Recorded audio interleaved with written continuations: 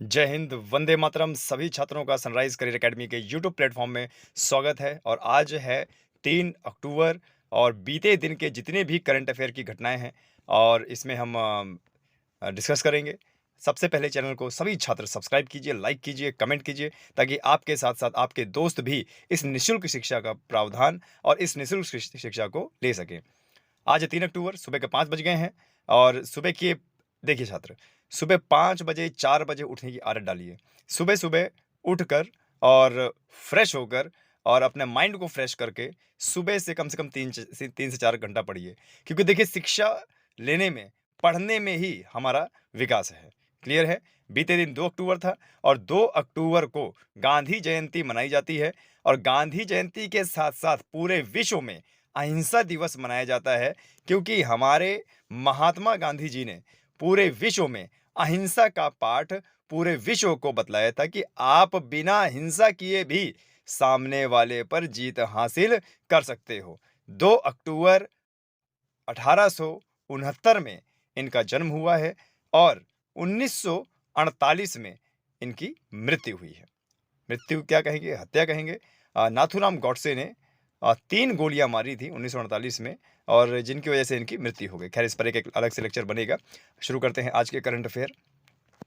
तो current affair start करने से पहले आपको बता दें सनराइज़ करियर अकेडमी के ऑफ़लाइन बैचेस जो कि ज़बरदस्त ऑफ़लाइन बैचेस स्टार्ट होने जा रहे हैं। सीटेट, यूपीटेट, सुपरटेट जो भी छात्र टीचिंग लाइन में, टीचिंग करियर में अपना टीचिंग क्षेत्र में अपना करियर बनाना चाहता है, वह 24 अक्टूबर 2022 को सनराइज़ करियर अकेडमी के हेड ऑफ़िस ज़रूर पहुँचे। 3 से 6 बजे तक सीटेट, यूपीटेट, सुपरटेट का बैच चलाया जाएगा और आगामी उत्तर प्रदेश पुलिस और आगामी एसएससी जीडी जिससे 75,000 से भी ज़्यादा पोस्ट आने वाली है, इसका नया बैच, ऑफलाइन बैच एकेडमी में 19 अक्टूबर 2022 से चलाया जाएगा, दोपहर 12 बजे से 3 बजे तक। तो ये बात आपके संज्ञान में रहे। सनराइज़ करियर अकेडमी का पता है ओम प्लाज़ा, ट्रैफिक चौराहा, करवी, चित्रकूट। चित्रकूट जिले की सर्वाधिक चयन देने वाली संस्था। चलिए अब समय न गवा के आपका करंट अफेयर स्टार्ट करते हैं। 3 अक्टूबर 2022 करंट अफेयर्स। चैनल को सब्सक्राइब कीजिए। सबसे पहला क्वेश्चन है, हाल ही में दुनिया का सबसे बड़ा सफारी पार्क, हाल ही में दुनिया का सबसे बड़ा सफारी पार्क कौन से राज्य में विकसित किया जाएगा? तो ये कहाँ पे है? हरियाणा में। हरियाणा में विकसित किया जाएगा। तो जरा मैप में देखिए, ये रहा यहाँ पर भगवा कलर का हरियाणा और हरियाणा अपनी बाउंड्री राजस्थान, उत्तर प्रदेश, पंजाब और हिमाचल प्रदेश के साथ बनाता है। 4 राज्यों के साथ अपनी बाउंड्री बनाता है और 2 तरफ से हरियाणा ने दिल्ली को कवर कर रखा है और हरियाणा की जो राजधानी है वो है चंडीगढ़। चंडीगढ़ हरियाणा की राजधानी के साथ-साथ पंजाब की भी राजधानी है और चंडीगढ़ अपने आप में एक केंद्र शासित प्रदेश भी है। अब देखिए, हरियाणा की बात चल रही है तो ध्यान दीजिएगा, हरियाणा के गुरुग्राम शहर जो कि दिल्ली से लगा हुआ है, एनसीआर रीजन है, हरियाणा का जो गुरुग्राम शहर है वहाँ पर आईएसए, आईएसए का मतलब क्या होता है? इंटरनेशनल सोलर अलियांस का मुख्यालय है। इंटरनेशनल सोलर अलियांस ये हमारे भारत की पहल है। भारत पूरे देश को, पूरे विश्व को ये बताना चाहता है कि अब ऐसी ऊर्जा का इस्तेमाल करें, सस्टेनेबल ऊर्जा का इस्तेमाल करें जिससे पूरे विश्व में ग्लोबल वार्मिंग कम हो। हम पूरे भारत को, पूरे विश्व को ये बताना चाहते हैं कि अब कोयले से और ईंधन जलाकर जिससे कार्बन डाइऑक्साइड उत्पन्न होता है, उसको ना जलाकर बिजली उत्पन्न किया जाए। तो अगर नहीं जलाएँगे तो बिजली कैसे उत्पन्न हो जाएगी? सौर ऊर्जा। कौन-सी ऊर्जा? सौर ऊर्जा। ठीक है? सौर ऊर्जा उत्पन्न होगी तो ऐसे हम कर सकते हैं इसको। तो पहला क्वेश्चन का हमारा आंसर क्या हो गया? हरियाणा।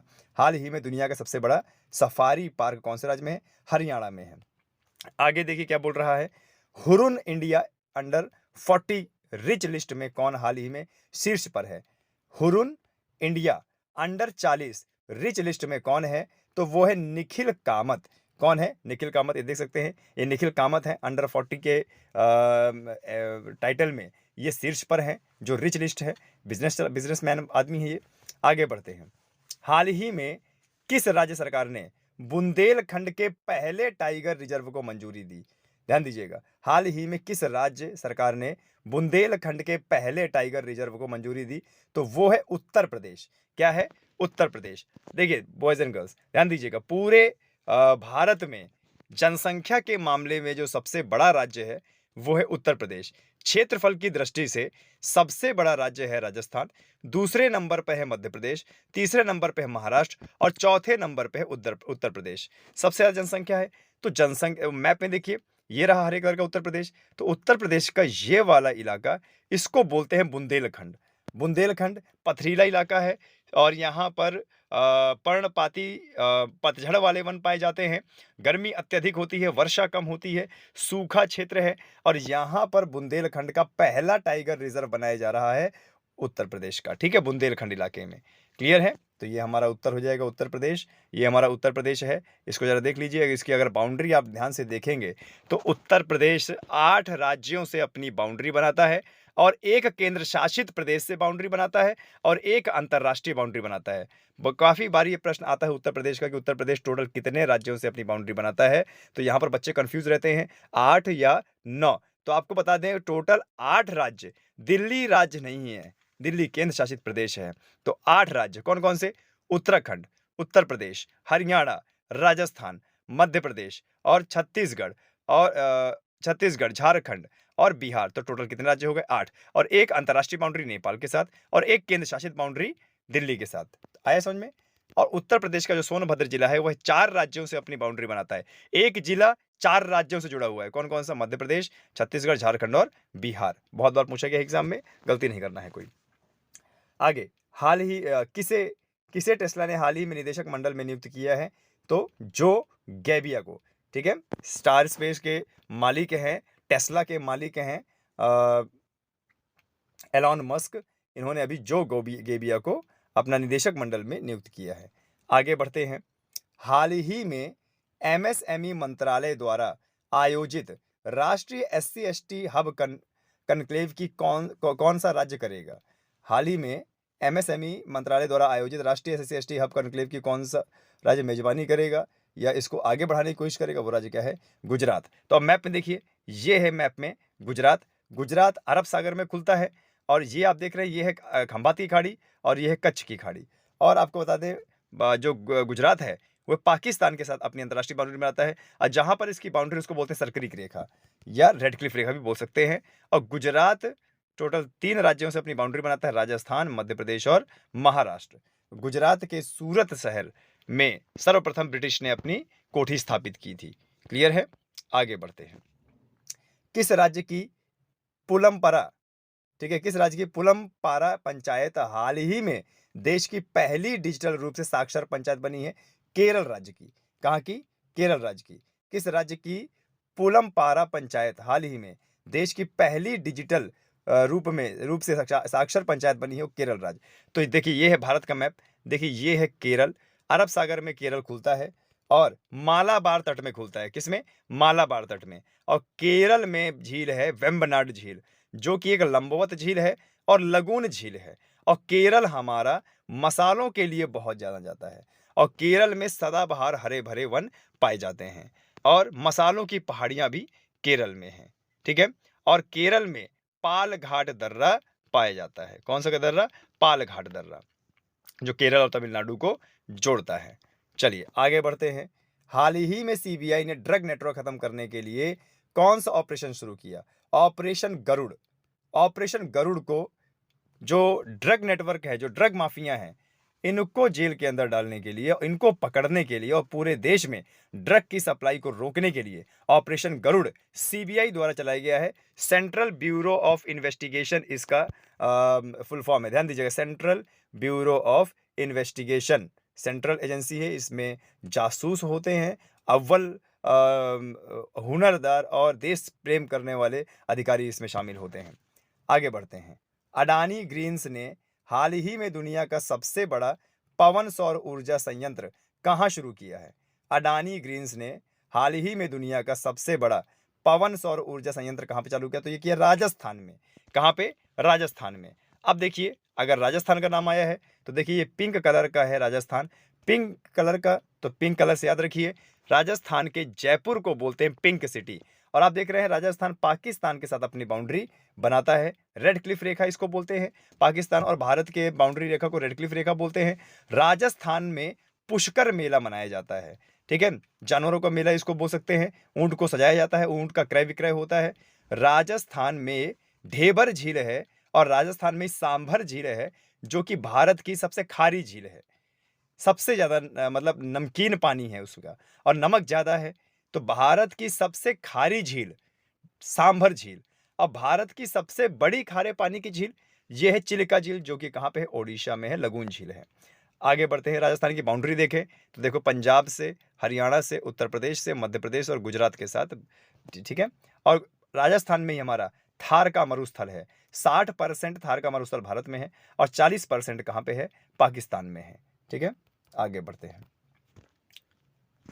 देखिए जो एमएसएमई नाम आ रहा था, एमएसएमई नाम आ रहा था, अभी हमने एक क्वेश्चन में देखा, तो इसका फुल फॉर्म क्या होता है? Ministry of micro small and medium enterprises. Ministry of micro small and medium enterprises. अच्छा, ये एक ऐसा मंत्रालय है जो लघु उद्योगों को आगे बढ़ाने का काम करेगा और इसके जो वर्तमान के मिनिस्टर है वो है नारायण राणे। कौन है? नारायण राणे। आगे बढ़ते हैं। हाल ही में आई रिपोर्ट के अनुसार उत्तर प्रदेश की सबसे प्रदूषित नदी कौन सी है? हाल ही में जो रिपोर्ट आई है, हाल ही में आई जो रिपोर्ट है, उसमें उत्तर प्रदेश की सबसे प्रदूषित नदी हिंडन नदी। हिंडन नदी उत्तर प्रदेश के गाजियाबाद शहर से बहती है हिंडन नदी और ये हिंडन नदी के बगल में हमारा इंडियन एयरफोर्स का बेस कैंप बना हुआ है। क्या बना हुआ है? Base camp. तो हमारी सबसे पुरानी नदी तो है ही ये और सबसे ज़्यादा प्रदूषित नदी है उत्तर प्रदेश की। अच्छा, कभी भी अगर हिंडन का नाम आता है तो ध्यान दीजिएगा, हिंडन के अगल-बगल क्षेत्र में, जो कि गाजियाबाद का क्षेत्र, मेरठ का क्षेत्र है, मोदीनगर का क्षेत्र है, यहाँ पर सिंधु घाटी सभ्यता का सबसे पूर्वी छोर था या पूर्वी क्षेत्र था, जिसको बोलते हैं आलमगीरपुर। हिंडन नदी के किनारे क्या बोलते हैं? आलमगीरपुर। सिंधु घाटी का सबसे पूर्वी क्षेत्र था। कई बार एग्जाम में पूछा गया कि किस नदी के किनारे सिंधु घाटी सभ्यता का सबसे पूर्वी क्षेत्र था? हिंडन नदी के किनारे। और पूर्वी क्षेत्र का नाम क्या था? या तो वो बोलेगा आलमगीरपुर या तो वो बोलेगा मेरठ, ठीक है। ध्यान दीजिएगा, दोनों ही सही आंसर हैं। अगला बढ़ते हैं। हाल ही में प्रधानमंत्री द्वारा 36वें राष्ट्रीय खेलों का उद्घाटन भारत के किस शहर में किया गया? हैदराबाद। हाल ही में प्रधानमंत्री द्वारा 36वें राष्ट्रीय खेल का उद्घाटन किया गया।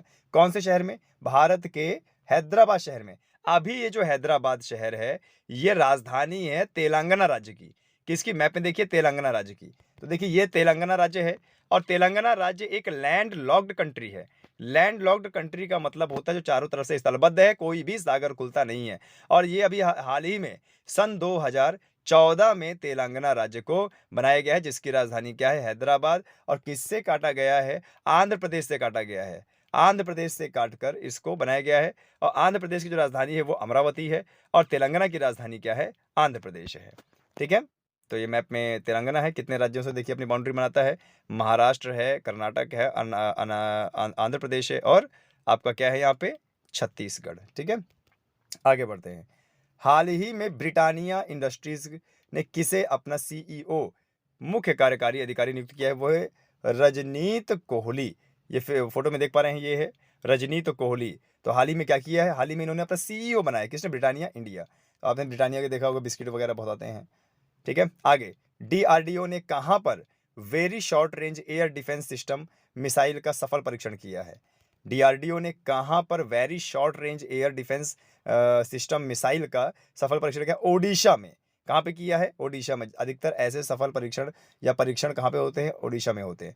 अब ओडिशा है तो ये रहा, देखो ओडिशा राज्य पीला सा, और ये बंगाल की खाड़ी में खुलता है और ओडिशा के तट को उत्कल तट या उत्तरी सरकार तट बोलते हैं। उड़ीसा की राजधानी भुवनेश्वर है।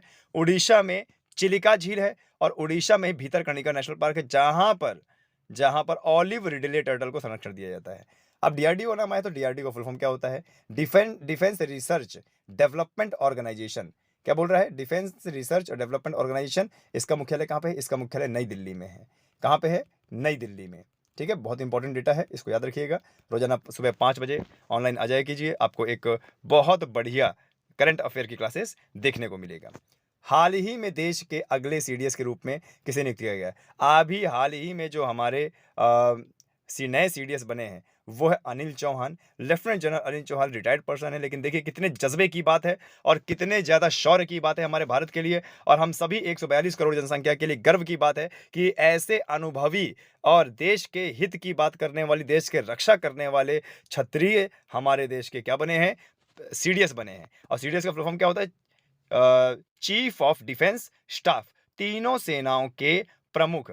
इससे पहले हमारे कौन थे? जनरल बिपिन रावत, और पिछले साल उनकी दुर्घटना से मौत हो गई थी, हेलीकॉप्टर से उनकी मौत हो गई थी। बड़े जबरदस्त, बड़े मेधावी और तुरंत डिसीजन लेने वाले जनरल बिपिन रावत के बाद और उन्हीं के समकक्ष मेधावी अनिल चौहान हमारे भारत के नए सीडीएस के रूप में आए हैं, दूसरे नंबर के सीडीएस। पहले नंबर के कौन? बिपिन रावत सर, और दूसरे नंबर के कौन? ये अनिल चौहान सर।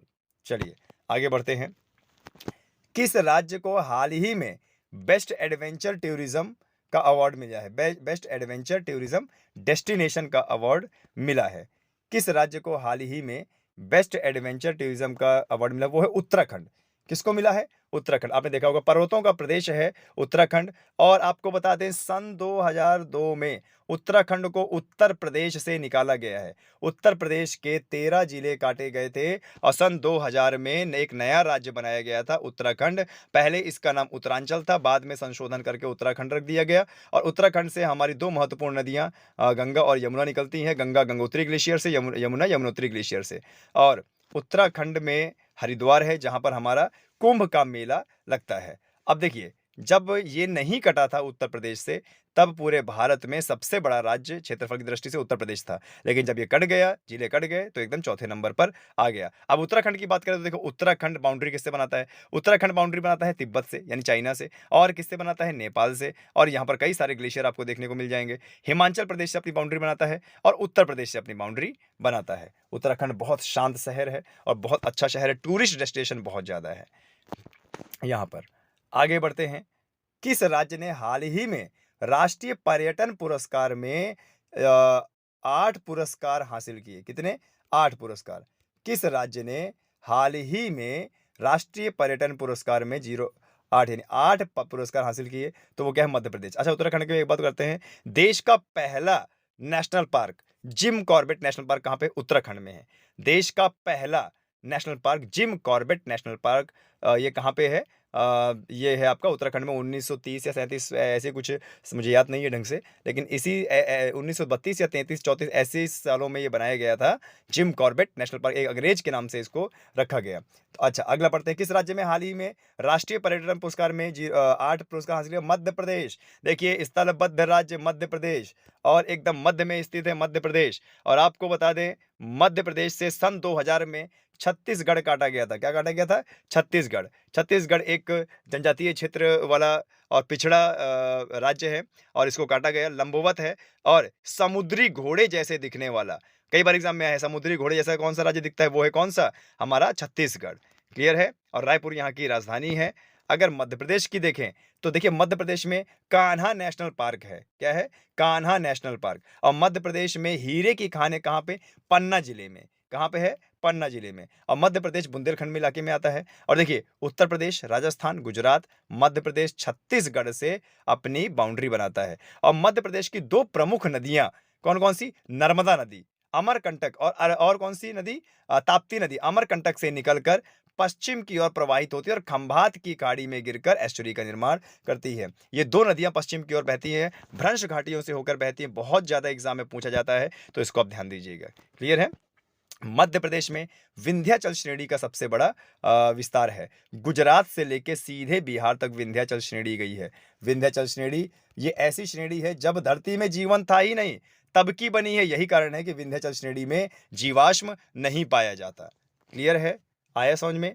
ओके। और मध्य प्रदेश का इंदौर जिला आज भी सफाई के मामले में टॉप पर है। सफाई के मामले में नंबर 1 पोजीशन पर है। एशिया का सबसे क्लीनेस्ट सिटी इंदौर।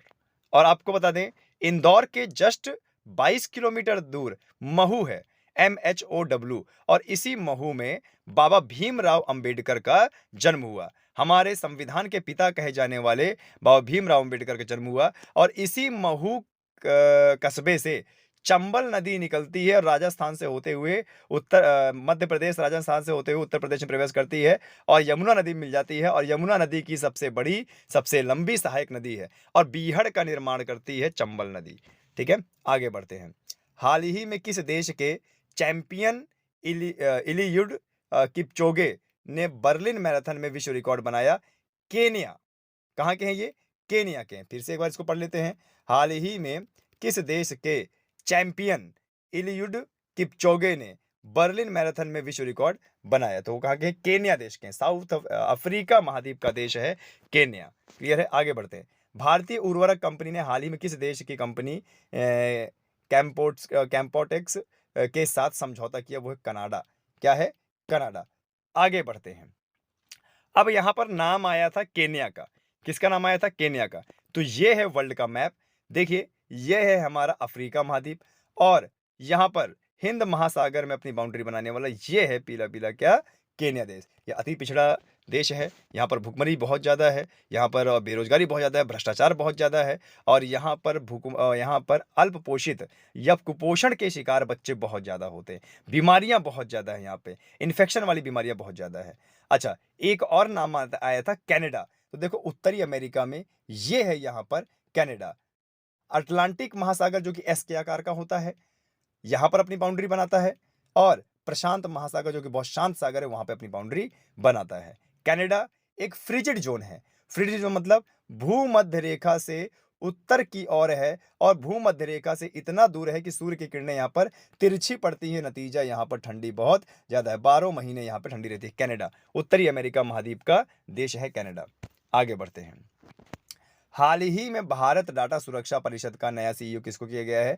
विनायक गॉडसे को। किसको? विनायक गॉडसे को। हाल ही में भारतीय डाटा सुरक्षा परिषद का सीईओ, मुख्य कार्यकारी अधिकारी विनायक गॉडसे को। लता मंगेशकर चौक का उद्घाटन हाल ही में कहां पर किया गया है? अयोध्या में। कहां पे किया गया है? अयोध्या में। यहां पर एक बहुत बड़ी वीणा लगाई गई है, ध्यान दीजिएगा। हाल ही में किसने G20 शिखर सम्मेलन में भारत का प्रतिनिधित्व किया? नरेंद्र सिंह तोमर ने। G20 20 देशों का समूह है और हर साल अपना शिखर सम्मेलन करता है। तो भारत की तरफ से नेतृत्व किसने किया? नरेंद्र सिंह तोमर ने। तो यहां पर हमारे 20 क्वेश्चन, 20 करंट अफेयर के क्वेश्चन खत्म होते हैं। लगातार पढ़ते रहिए, लगे रहिए जब तक आपका लक्ष्य की प्राप्ति नहीं होती। तो लगे रहिए, चैनल को खूब सब्सक्राइब कीजिए, शेयर कीजिए और बेल आइकन का बटन दबाएं और खूब पढ़ते रहिए। अपने लक्ष्य को, अपने माता पिता को खूब सारा प्यार दीजिए, अपने माता पिता के सपनों को साकार कीजिए। जय हिंद, जय भारत।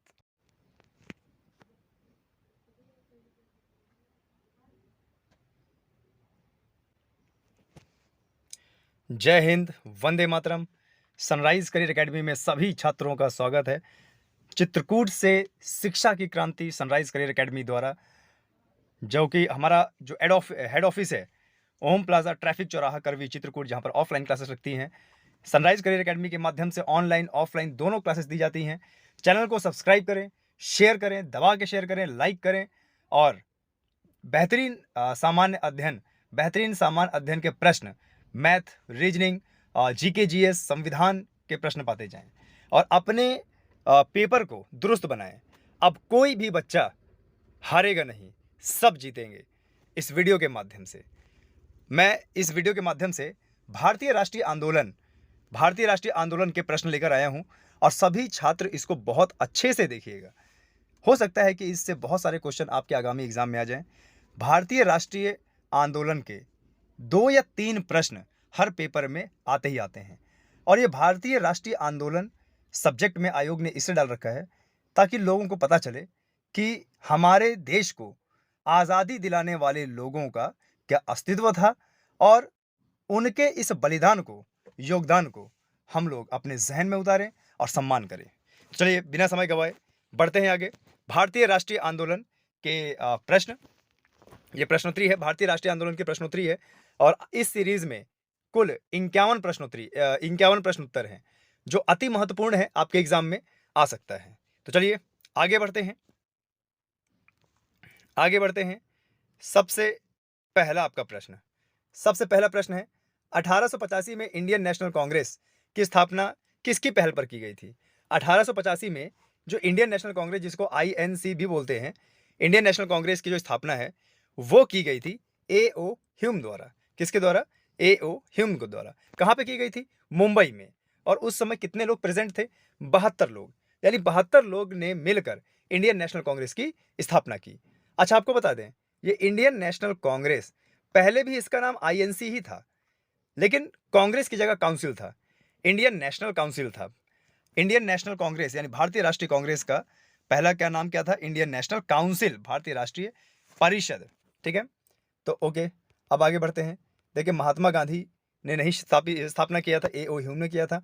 गोपाल कृष्ण गोखले, गोपाल कृष्ण गोखले महात्मा गांधी के राजनीतिक गुरु हैं, थे। और जो ये बाल गंगाधर तिलक है ना, ये गरम दल के नेता थे। बोलते थे ना, बाल पाल, लाल बाल पाल, लाल बाल पाल में से लाल, लाल है लाला लाजपत राय, बाल गंगाधर तिलक और बिपिन चंद्र पाल, ये तीनों गरम दल के नेता थे और बहुत पूछा जाता है एग्जाम में। आगे बढ़ते हैं।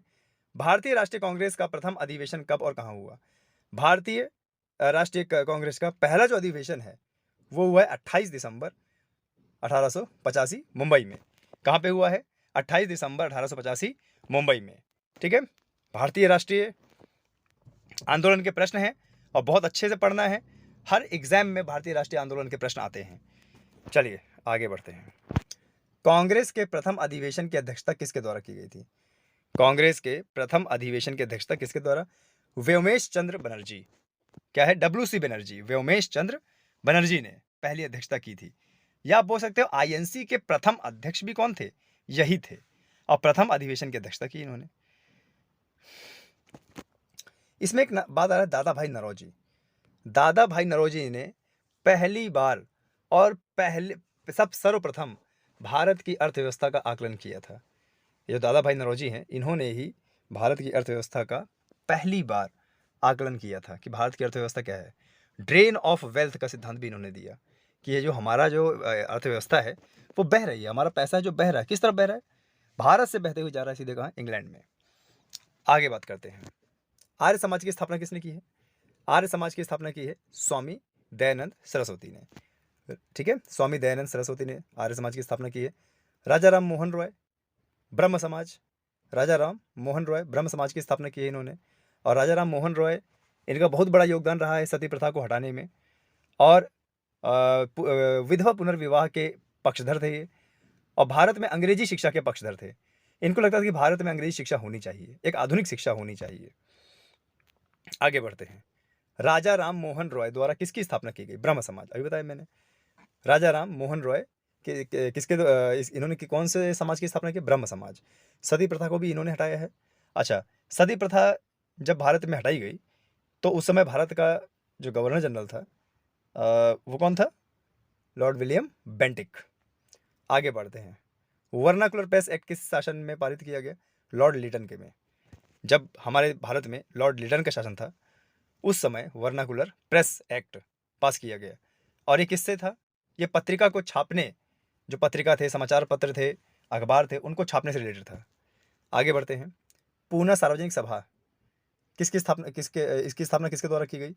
पूना सार्वजनिक सभा किसके द्वारा स्थापना की गई? महादेव गोविंद रनाडे। आगे बढ़ते हैं। यंग इंडिया के लेखक कौन है? यंग इंडिया के लेखक हैं लाला लाजपत राय, जो कि हमारे गरम दल के नेता थे। ठीक है, आगे बढ़ते हैं। एल्बर्ट, क्या है बोल रहा है? एल्बर्ट, एल्बर्ट विधेयक किस वायसराय के काल में पेश हुआ? Lord Ripon. ठीक है, वायसराय का भी बहुत पूछता है एग्जाम में, थोड़ा इसका ध्यान दीजिएगा। एल्बर्ट विधेयक किस वायसराय के काल में पेश किया गया? तो वो कौन है? Lord Ripon. आगे बढ़ते हैं। आज़ाद हिंद फौज का गठन किसने किया? सुभाष चंद्र बोस ने। अखिल भारतीय आज़ाद हिंद फौज, पूरे ऑल इंडिया लेवल की एक फ़ौज थी, इसका निर्माण किया सुभाष चंद्र बोस ने, देश के बाहर सिंगापुर से।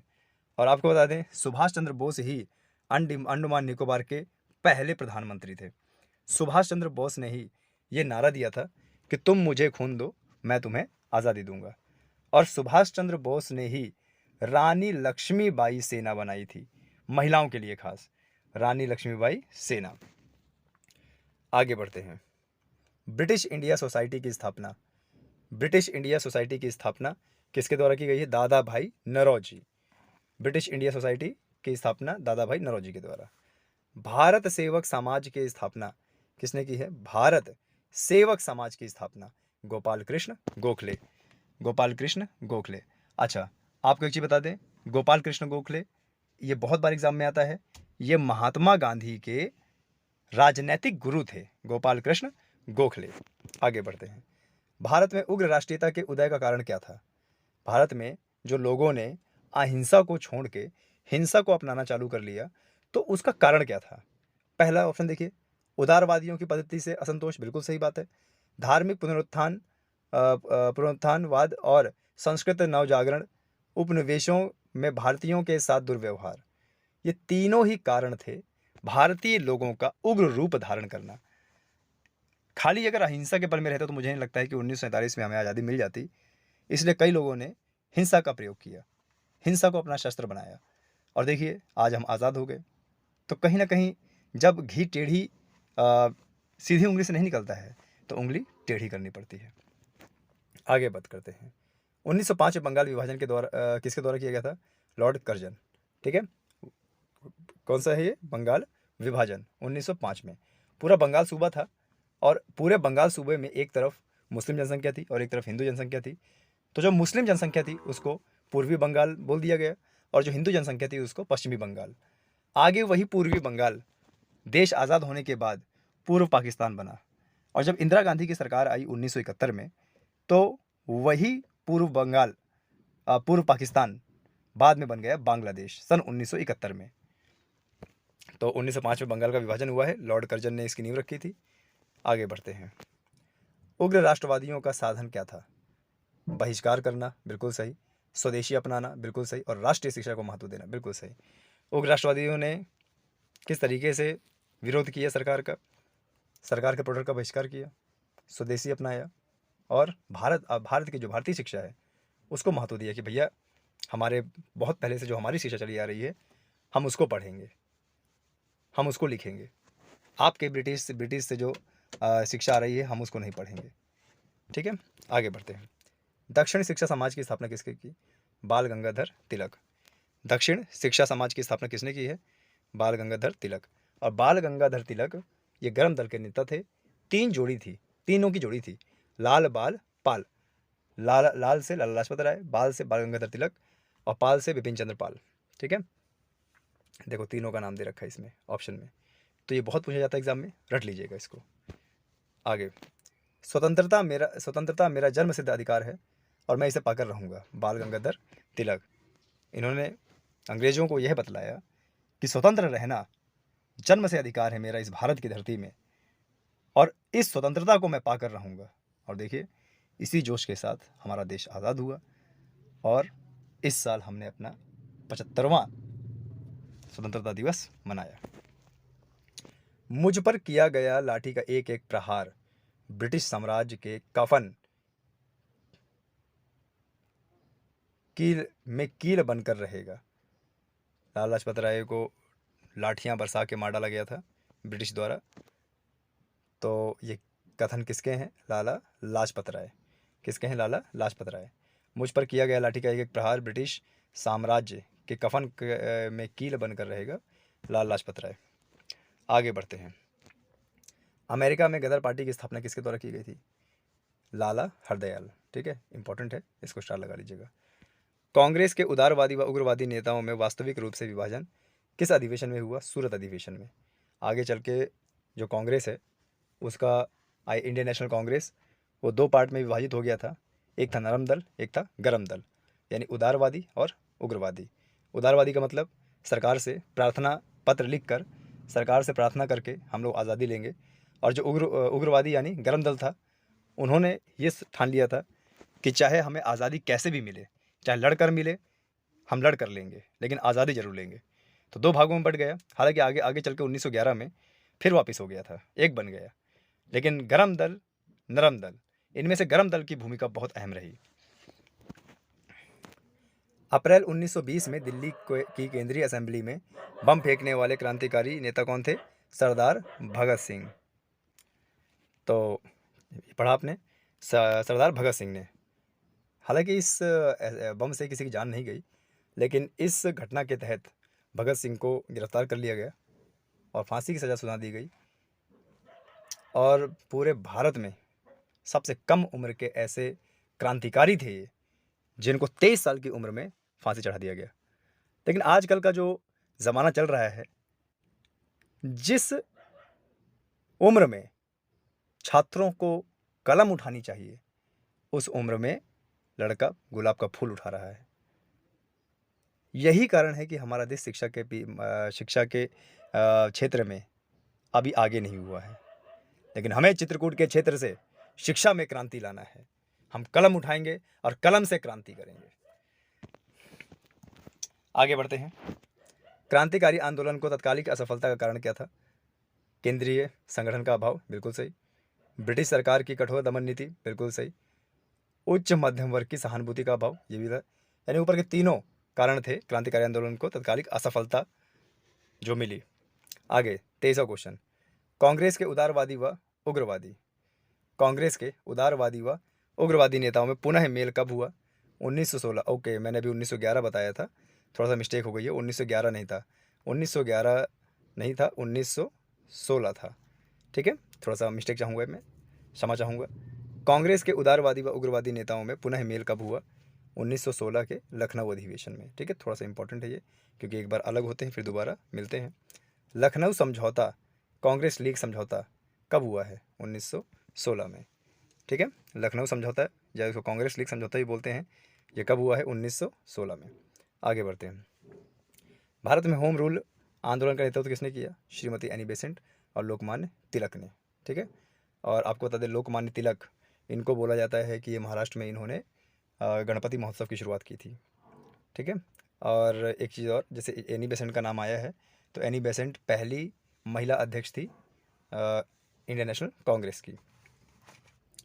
अगला है रॉलेट एक्ट का उद्देश्य क्या था? रॉलेट एक्ट का उद्देश्य क्या था?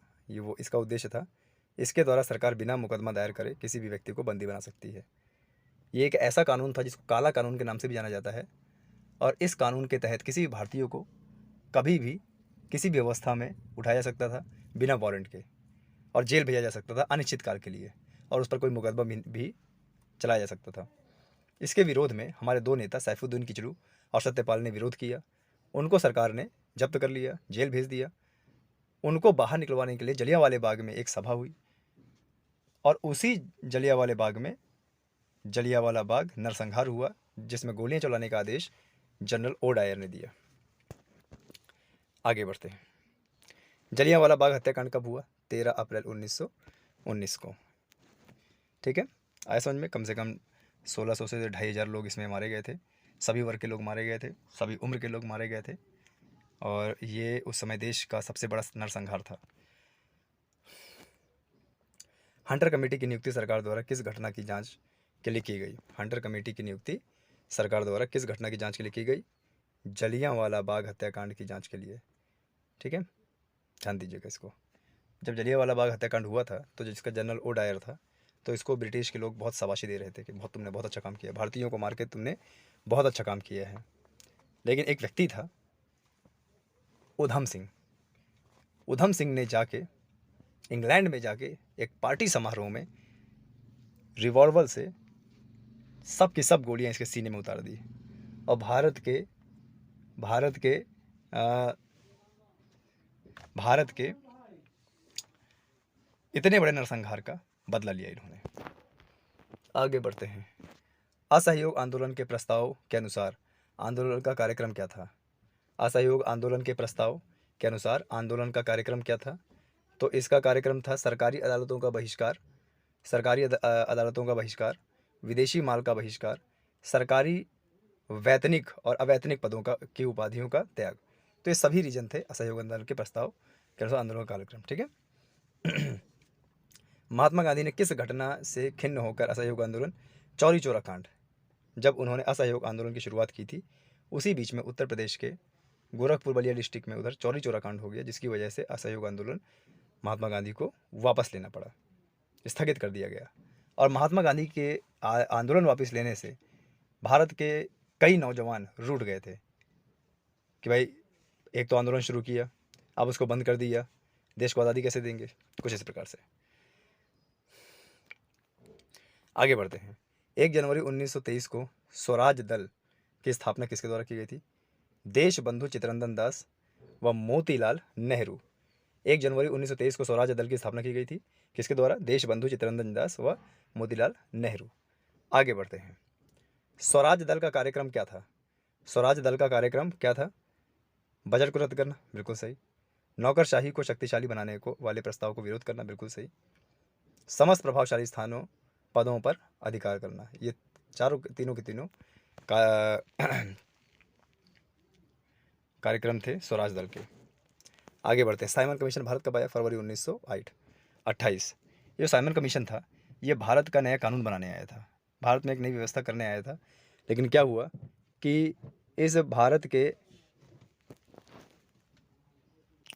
साइमन कमीशन हमारे भारत में एक कानून बनाने आया था। इसमें 7 सदस्य थे और सबसे गौर करने वाली बात है कि 7 सदस्य में से एक भी भारतीय नहीं था। नतीजा भारत के लोगों ने इसका बहिष्कार किया कि भाई भारत का कानून बनना है जिससे भारत चलेगा, और इसमें भारत का एक भी आदमी नहीं, भारत का एक भी नेता नहीं। नतीजा लोगों ने क्या किया? जमकर इसका बहिष्कार किया। इतना बहिष्कार किया कि ये भारत में विफल हो गया। काले झंडे, और जहाँ जहाँ साइमन कमीशन की गाड़ी गई वहाँ वहाँ इसको मारा गया, गाड़ियों से मारा गया, पत्थर से मारा गया, पथराव किया गया। फरवरी 1928 में यह भारत आया। 7 सदस्यीय साइमन कमीशन के कितने सदस्य भारतीय थे? एक भी नहीं, सब के सब गोरे लोग, ब्रिटिश लोग। इसीलिए इसको व्हाइट कमीशन यानी श्वेत कमीशन भी, श्वेत आयोग भी बोला जाता था। आगे बढ़ते हैं। साइमन कमीशन द्वारा कौन सी सिफारिश की गई कि भैया द्वैध शासन की समाप्ति और प्रांतीय स्वशासन की स्थापना की जाए, बृहत्तर भारतीय परिषद की स्थापना की जाए, संघ शासन की स्थापित की जाए। तो तीनों सिफारिशें थी। यह रिपोर्ट रद्दी कागजों की ढेरी में रखने योग्य है। साइमन रिपोर्ट के संबंध में यह कथन किसका है? सर शिवस्वामी अय्यर, कि भाई ये रद्दी कागज है, इससे भारत का उद्धार नहीं होने वाला है, ऐसे कानून भारत में नहीं चल सकते हैं।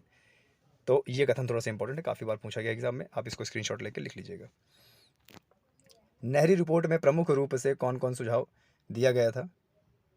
तीनों ही दिए गए थे, पढ़ लेते हैं एक बार। भारत को तुरंत औपनिवेशिक स्वराज प्रदान किया जाए, कि भारत को तुरंत आज़ाद किया जाए, अब भारत आज़ाद हो जाएगा। प्रांतों में उत्तरदायी शासन की स्थापना हो, जितने भी राज्य हैं ऐसी सरकार वहाँ पे बने जिससे लोगों का कल्याण हो। केंद्र व प्रांतों के मध्य शक्ति का विभाजन हो, यानी एक पूरा केंद्र हो और एक राज्य, यानी 2 तरह की सरकार हो, एक केंद्र में बैठे और एक राज्य में बैठे। तो ये पूरे पूरे सुझाव दिए थे। कांग्रेस द्वारा पूर्ण स्वाधीनता का प्रस्ताव कब पारित हुआ? 31 दिसंबर 1929 के लाहौर अधिवेशन में। लाहौर अधिवेशन में इन्होंने ये तय किया कि हम पूर्ण स्वराज मनाएंगे, और जिसकी डेट रखी गई 26 जनवरी 1930। और उसी के तर्ज पर आज हम 26 जनवरी 1950 से लेकर आज तक अपना गणतंत्र दिवस मनाते हैं। और हमारा जो संविधान है वह 26 नवंबर 1949 को बनकर तैयार हो गया था, और उसके कुछ अंश भारत में लागू भी हो गए थे। आगे बढ़ते हैं। महात्मा गांधी द्वारा दांडी समुद्र तट पर नमक कानून का उल्लंघन कब किया गया? 6 अप्रैल 1930। अच्छा, बहुत सारे बच्चों को डाउट रहता है कि सर 5 अप्रैल को पहुँचे, 5 अप्रैल को पहुँचे, 5 अप्रैल 1930 को पहुँचे, उन्होंने 5 अप्रैल 1930 को कानून तोड़ा। अरे नहीं भाई, 5 अप्रैल 1930 को वो वहाँ पहुँचे थे, फिर उसके बाद अगली सुबह 6 अप्रैल 1930 में सूर्य की पहली किरण के साथ उन्होंने नमक कानून तोड़ा। तो ये पढ़ना है आपको, 5 को पहुँचे थे, 6 को तोड़ा उन्होंने कानून। ठीक है, आए समझ में? आगे बढ़ते हैं। गांधी जी द्वारा सविनय अवज्ञा आंदोलन के लिए कार्यक्रम निर्धारित किया गया था, क्या क्या? गांव गांव में नमक बनाने के लिए निकल पड़ना चाहिए, बिल्कुल सही।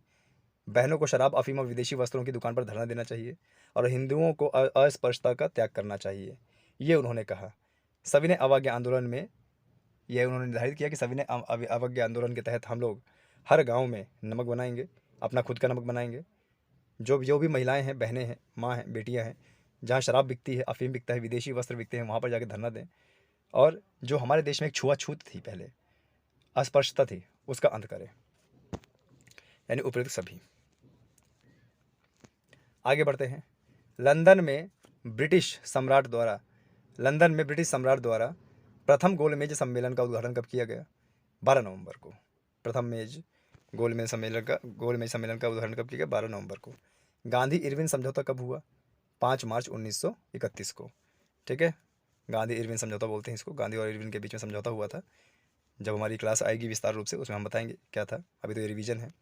द्वितीय गोलमेज सम्मेलन द्वितीय गोलमेज सम्मेलन में कांग्रेस का प्रतिनिधित्व किसके द्वारा किया गया था? महात्मा गांधी ने। मैकडॉनल्ड अवार्ड के किस प्रावधान से गांधी जी बहुत आघात हो गए थे? दलित वर्गों के लिए पृथक निर्वाचन। सर 1932 में रैमजेट मैकडॉनल्ड जो ब्रिटिश के प्रधानमंत्री थे वह भारत में आए और उन्होंने एक योजना बनाई कि जिस तरीके से सांप्रदायिक निर्वाचन पद्धति चल रही थी 1909 से, अब दलितों के लिए भी अलग निर्वाचन पद्धति होगी। इससे भीमराव अंबेडकर तो बहुत खुश हुए कि भाई हमारे दलित वर्ग के नेता भी अब जाएंगे, विधान परिषद में बैठेंगे। लेकिन इससे नाराज हुए कौन? महात्मा गांधी। उनको लगा कि अगर हम दलितों के लिए अलग पृथक निर्वाचन पद्धति करते हैं तो हो सकता है आगे चल के कि कोई दलितों को हिंदू माने ही ना, कोई दलितों को भारतीय माने ही ना, और छुआछूत और ज़्यादा बढ़ जाए और ऊंचा नीचा का जो एक फासला है वो और ज़्यादा बढ़ जाए। इसलिए गांधी जी ने इसका विरोध किया था। तृतीय गोलमेज सम्मेलन का आयोजन कब किया गया? 17 नवंबर 1932। लीग द्वारा मुक्ति दिवस कब मनाया जाता है? 22 दिसंबर 1939। अगस्त प्रस्ताव की मुख्य बात क्या थी? अगस्त प्रस्ताव की मुख्य बात क्या थी? ये तीनों ही मुख्य बातें थी, पढ़ते हैं इसको। ब्रिटिश सरकार का लक्ष्य भारत में औपनिवेशिक स्वराज की स्थापना करना, गवर्नर जनरल की कार्यकारिणी में भारतीय प्रतिनिधि को शामिल करना, ब्रिटिश सरकार को युद्ध संबंधी मामलों में परामर्श हेतु युद्ध परामर्श समिति स्थापित करना, ये सभी थे। आगे बढ़ते हैं। क्रिप्स को भारत भेजने के लिए उत्तरदायी कारण क्या था? क्रिप्स को आखिरकार भारत क्यों भेजा गया? क्रिप्स मिशन लाया था ना वो। ब्रिटेन पर मित्र राष्ट्रों का दबाव था, गांधी जी के नेतृत्व में कांग्रेस का दृढ़ दृष्टिकोण और युद्ध की बिगड़ती हुई स्थिति। 1942 के समय में ब्रिटिश हर जगह से टूट रहा था, उधर विश्व युद्ध भी लड़ रहा था, जापान का भी खतरा था, और भारत के लोग भी आंदोलन कर रहे थे, जैसे बोलते हैं भारत छोड़ो आंदोलन 1942 के समय में। तो ये एक ऐसा मिशन था कि इसके तहत भारतीयों को समझाने के लिए अगस्त प्रस्ताव आया, लेकिन ये पूरी तरीके से विफल रहा। आगे बढ़ते हैं। अखिल भारतीय कांग्रेस के अधिवेशन में भारत छोड़ो प्रस्ताव कब पारित किया गया? 8 अगस्त 1942 में। ठीक है, ये बहुत पूछता है भारत छोड़ो आंदोलन कब किया गया? 1942 में। भारत छोड़ो आंदोलन का कारण क्या था? क्रिप्स मिशन की असफलता और निराशा व व्यग्रता का वातावरण, बिल्कुल सही। बर्मा में भारतीयों के प्रति अमानवीय व्यवहार होता था वहाँ पे, और शोचनीय आर्थिक स्थिति और शासन में अविश्वास, तो ये सब कारण थे। अब अंतिम क्वेश्चन है इस सीरीज़ का, जो जिन्ना था, मोहम्मद अली जिन्ना, जिन्ना ने किस योजना को सड़े अंग कटे और दिमाग लगे पाकिस्तान की योजना, सड़े अंग कटे और दीमक लगे पाकिस्तान की योजना कहकर अस्वीकार कर दिया? राजगोपालाचारी योजना में। जिन्ना के किस योजना को सड़े अंग कटे और दीमक लगे पाकिस्तान की योजना कहा? राजगोपालाचारी योजना। क्यों? क्योंकि पाकिस्तान की मांग किसने की थी? जिन्ना ने, कि भाई हमारा एक अलग से देश होना चाहिए, मुस्लिम देश होना चाहिए, इस्लामिक देश होना चाहिए। चलिए, बहुत अच्छे तरीके से ये रिवीजन हुआ। इससे मैं दावा करता हूँ कि इससे बहुत सारे क्वेश्चन आपके एग्जाम में आ सकते हैं, इसलिए वीडियो को बार बार देखें, रेगुलर देखें। जय हिंद, जय भारत।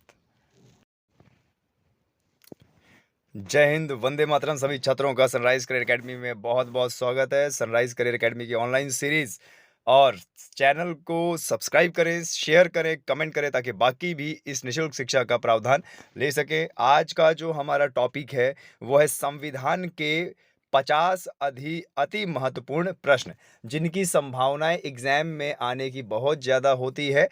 तो वो संविधान के प्रश्न हम इस वीडियो के माध्यम से सभी छात्रों को बताने की कोशिश करेंगे। कुछ नए फैक्ट्स भी बताएंगे, पुराने फैक्ट्स भी बताएंगे। और मेरा नाम है सिद्धांत। सनराइज करियर एकेडमी के माध्यम से शुरू करते हैं आज का पहला प्रश्न। तो पहला प्रश्न क्या है? देखो, भारतीय संविधान दिवस प्रत्येक वर्ष कब मनाया जाता है? हमारे देश में संविधान दिवस हर साल कब मनाया जाता है? आपको पहले बता दें, 26 नवंबर 1949 को हमारा संविधान बनकर तैयार हुआ था। 1949 को हमारा संविधान बनकर तैयार हुआ था। और जब सन 2014 में बीजेपी की सरकार आई और 2015 से 26 नवंबर को संविधान दिवस के रूप में मनाया गया, 2015 से। तो यहाँ पर हमारा आंसर हो जाएगा 26 नवंबर। 26 नवंबर को किस रूप में मनाया जाता है? संविधान दिवस। क्यों? क्योंकि इस दिन हमारा संविधान बनकर तैयार हुआ था। ठीक है, 26 जनवरी मत लगा देना, इस दिन गणतंत्र दिवस मनाया जाता है। ठीक है, आगे बढ़ते हैं। भारतीय संविधान के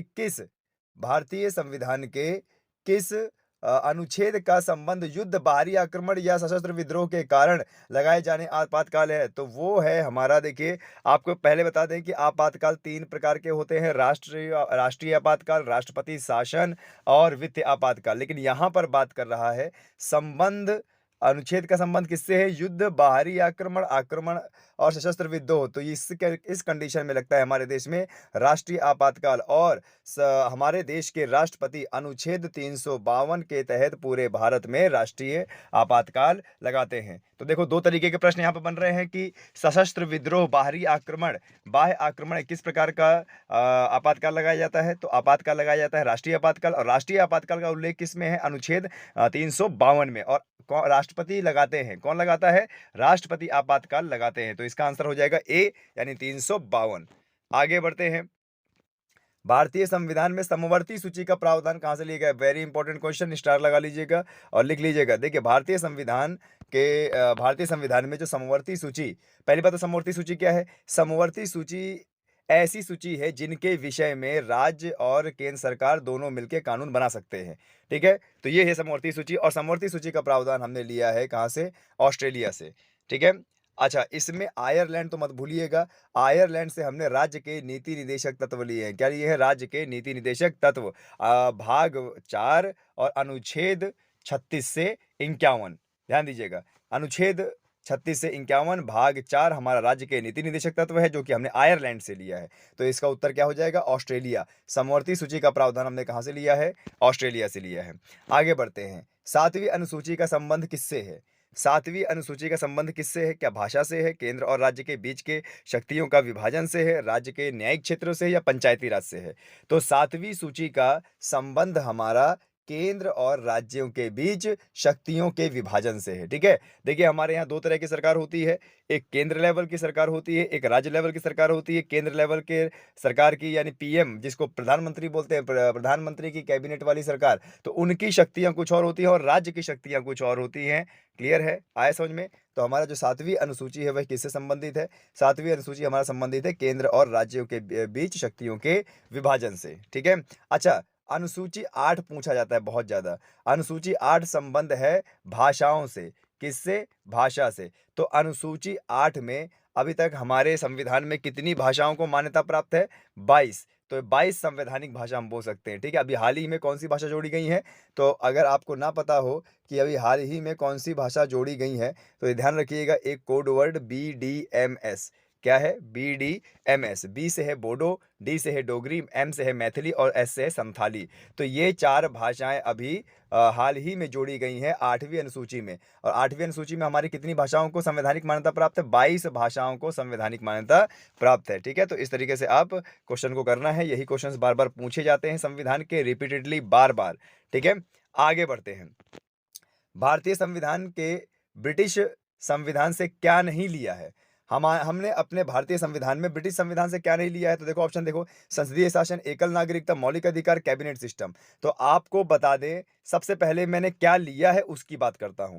देखिए हमने ब्रिटेन के संविधान से अपना संसदीय प्रणाली लिया है, वहीं से हमने एकल नागरिकता का प्रावधान लिया है, और वहीं से हमने कैबिनेट सिस्टम का प्रावधान लिया है। लेकिन मौलिक अधिकार की बात करें तो मौलिक अधिकार हमने अमेरिका के संविधान से लिया है। कहां से लिया है? अमेरिका के संविधान से। तो भारतीय संविधान में हमने ब्रिटिश संविधान से क्या नहीं लिया? मौलिक अधिकार। मौलिक अधिकार हमने कहां से लिया है? यूएसए से, यानी अमेरिका से लिया है। बाकी 3, संसदीय शासन, एकल नागरिकता, कैबिनेट सिस्टम, ये हमने कहां से लिया है? ये हमने लिया है ब्रिटेन के संविधान से। तो इसका आंसर हो जाएगा सी, यानी मौलिक अधिकार। मौलिक अधिकार हमने कहां से लिया है? अमेरिका से। और मौलिक अधिकार का उल्लेख हमारे संविधान में कहां पे है? जरा बताएं, मौलिक अधिकार का संविधान में उल्लेख कहां है? भाग 3 12 से 35। संविधान के भाग 3 में और अनुच्छेद 12 से 35 हमारा किस चीज का उल्लेख है? हमारा उल्लेख है मौलिक अधिकारों का। ठीक है, एग्जाम में आता है, पूछता बहुत ज्यादा है। ठीक है, आगे बात करते हैं। निम्नलिखित में से कौन सा लेख या अनुच्छेद, निम्नलिखित में से कौन सा लेख या अनुच्छेद आपातकाल के दौरान शून्य नहीं होता? शून्य नहीं होता मतलब रद्द नहीं होते। ठीक है, जब भी हमारे देश में आपातकाल लगाया जाता है तो हमारे कई सारे मौलिक अधिकार रद्द हो जाते हैं, लेकिन हमारे 2 मौलिक अधिकार रद्द नहीं होते, और वो 2 मौलिक अधिकार हैं अनुच्छेद 20 और अनुच्छेद 21। अनुच्छेद 20 और अनुच्छेद 21 ये किसी भी दशा में रद्द नहीं होते, ठीक है? और इनका क्या है? जीने का अधिकार और गिरफ्तारी के विरुद्ध अधिकार, ठीक है? तो ध्यान दीजिएगा, जब भी हमारे देश में आपातकाल की स्थिति आती है, आपातकाल लगाया जाता है, तब अनुच्छेद 20 और 21 को छोड़कर बाकी सभी मौलिक अधिकार रद्द हो जाते हैं, ठीक है? आया समझ में? आगे बढ़ते हैं। संविधान के किस अनुच्छेद में हिंदी भाषा के विकास के लिए निर्देश दिए गए हैं? बहुत इंपॉर्टेंट, सबसे पहले हिंदी दिवस कब मनाया जाता है? 14 सितंबर को। 14 सितंबर को हिंदी दिवस मनाया जाता है। और आपको बता दें, हिंदी का प्रावधान कहाँ पे किया गया है? हिंदी भाषा के विकास का प्रावधान किया गया अनुच्छेद 343। कहाँ पे किया गया है? अनुच्छेद 343 में किया गया है, ठीक है? आया आया समझ में आपको ये चीज़? अच्छा, एक चीज़ और बता दें, अनुच्छेद 343 हमारा हिंदी के लिए प्रावधान तो किया गया है। हिंदी भाषा हमारी राष्ट्रीय भाषा नहीं है। हिंदी भाषा हमारे भारत की कोई राष्ट्रीय भाषा नहीं है। हमारे भारत की राजकीय भाषा है। राजकीय मतलब शासन करने की भाषा, राज करने की भाषा। और हमारे पूरे भारत की राज करने की भाषा क्या है? हिंदी है। तो आप इसको क्या है? राजकीय भाषा बोलेंगे, ना कि इसको राष्ट्रीय भाषा बोलेंगे। शासन करने की भाषा है। और इसका प्रावधान किसमें दिया हुआ है? 343 में। तो आंसर सी हो जाएगा। आगे बढ़ते हैं। इसमें भारतीय संविधान के किस अनुच्छेद में राज्य सरकार को ग्राम पंचायत संगठन या ग्राम पंचायत के गठन का निर्देश देता है?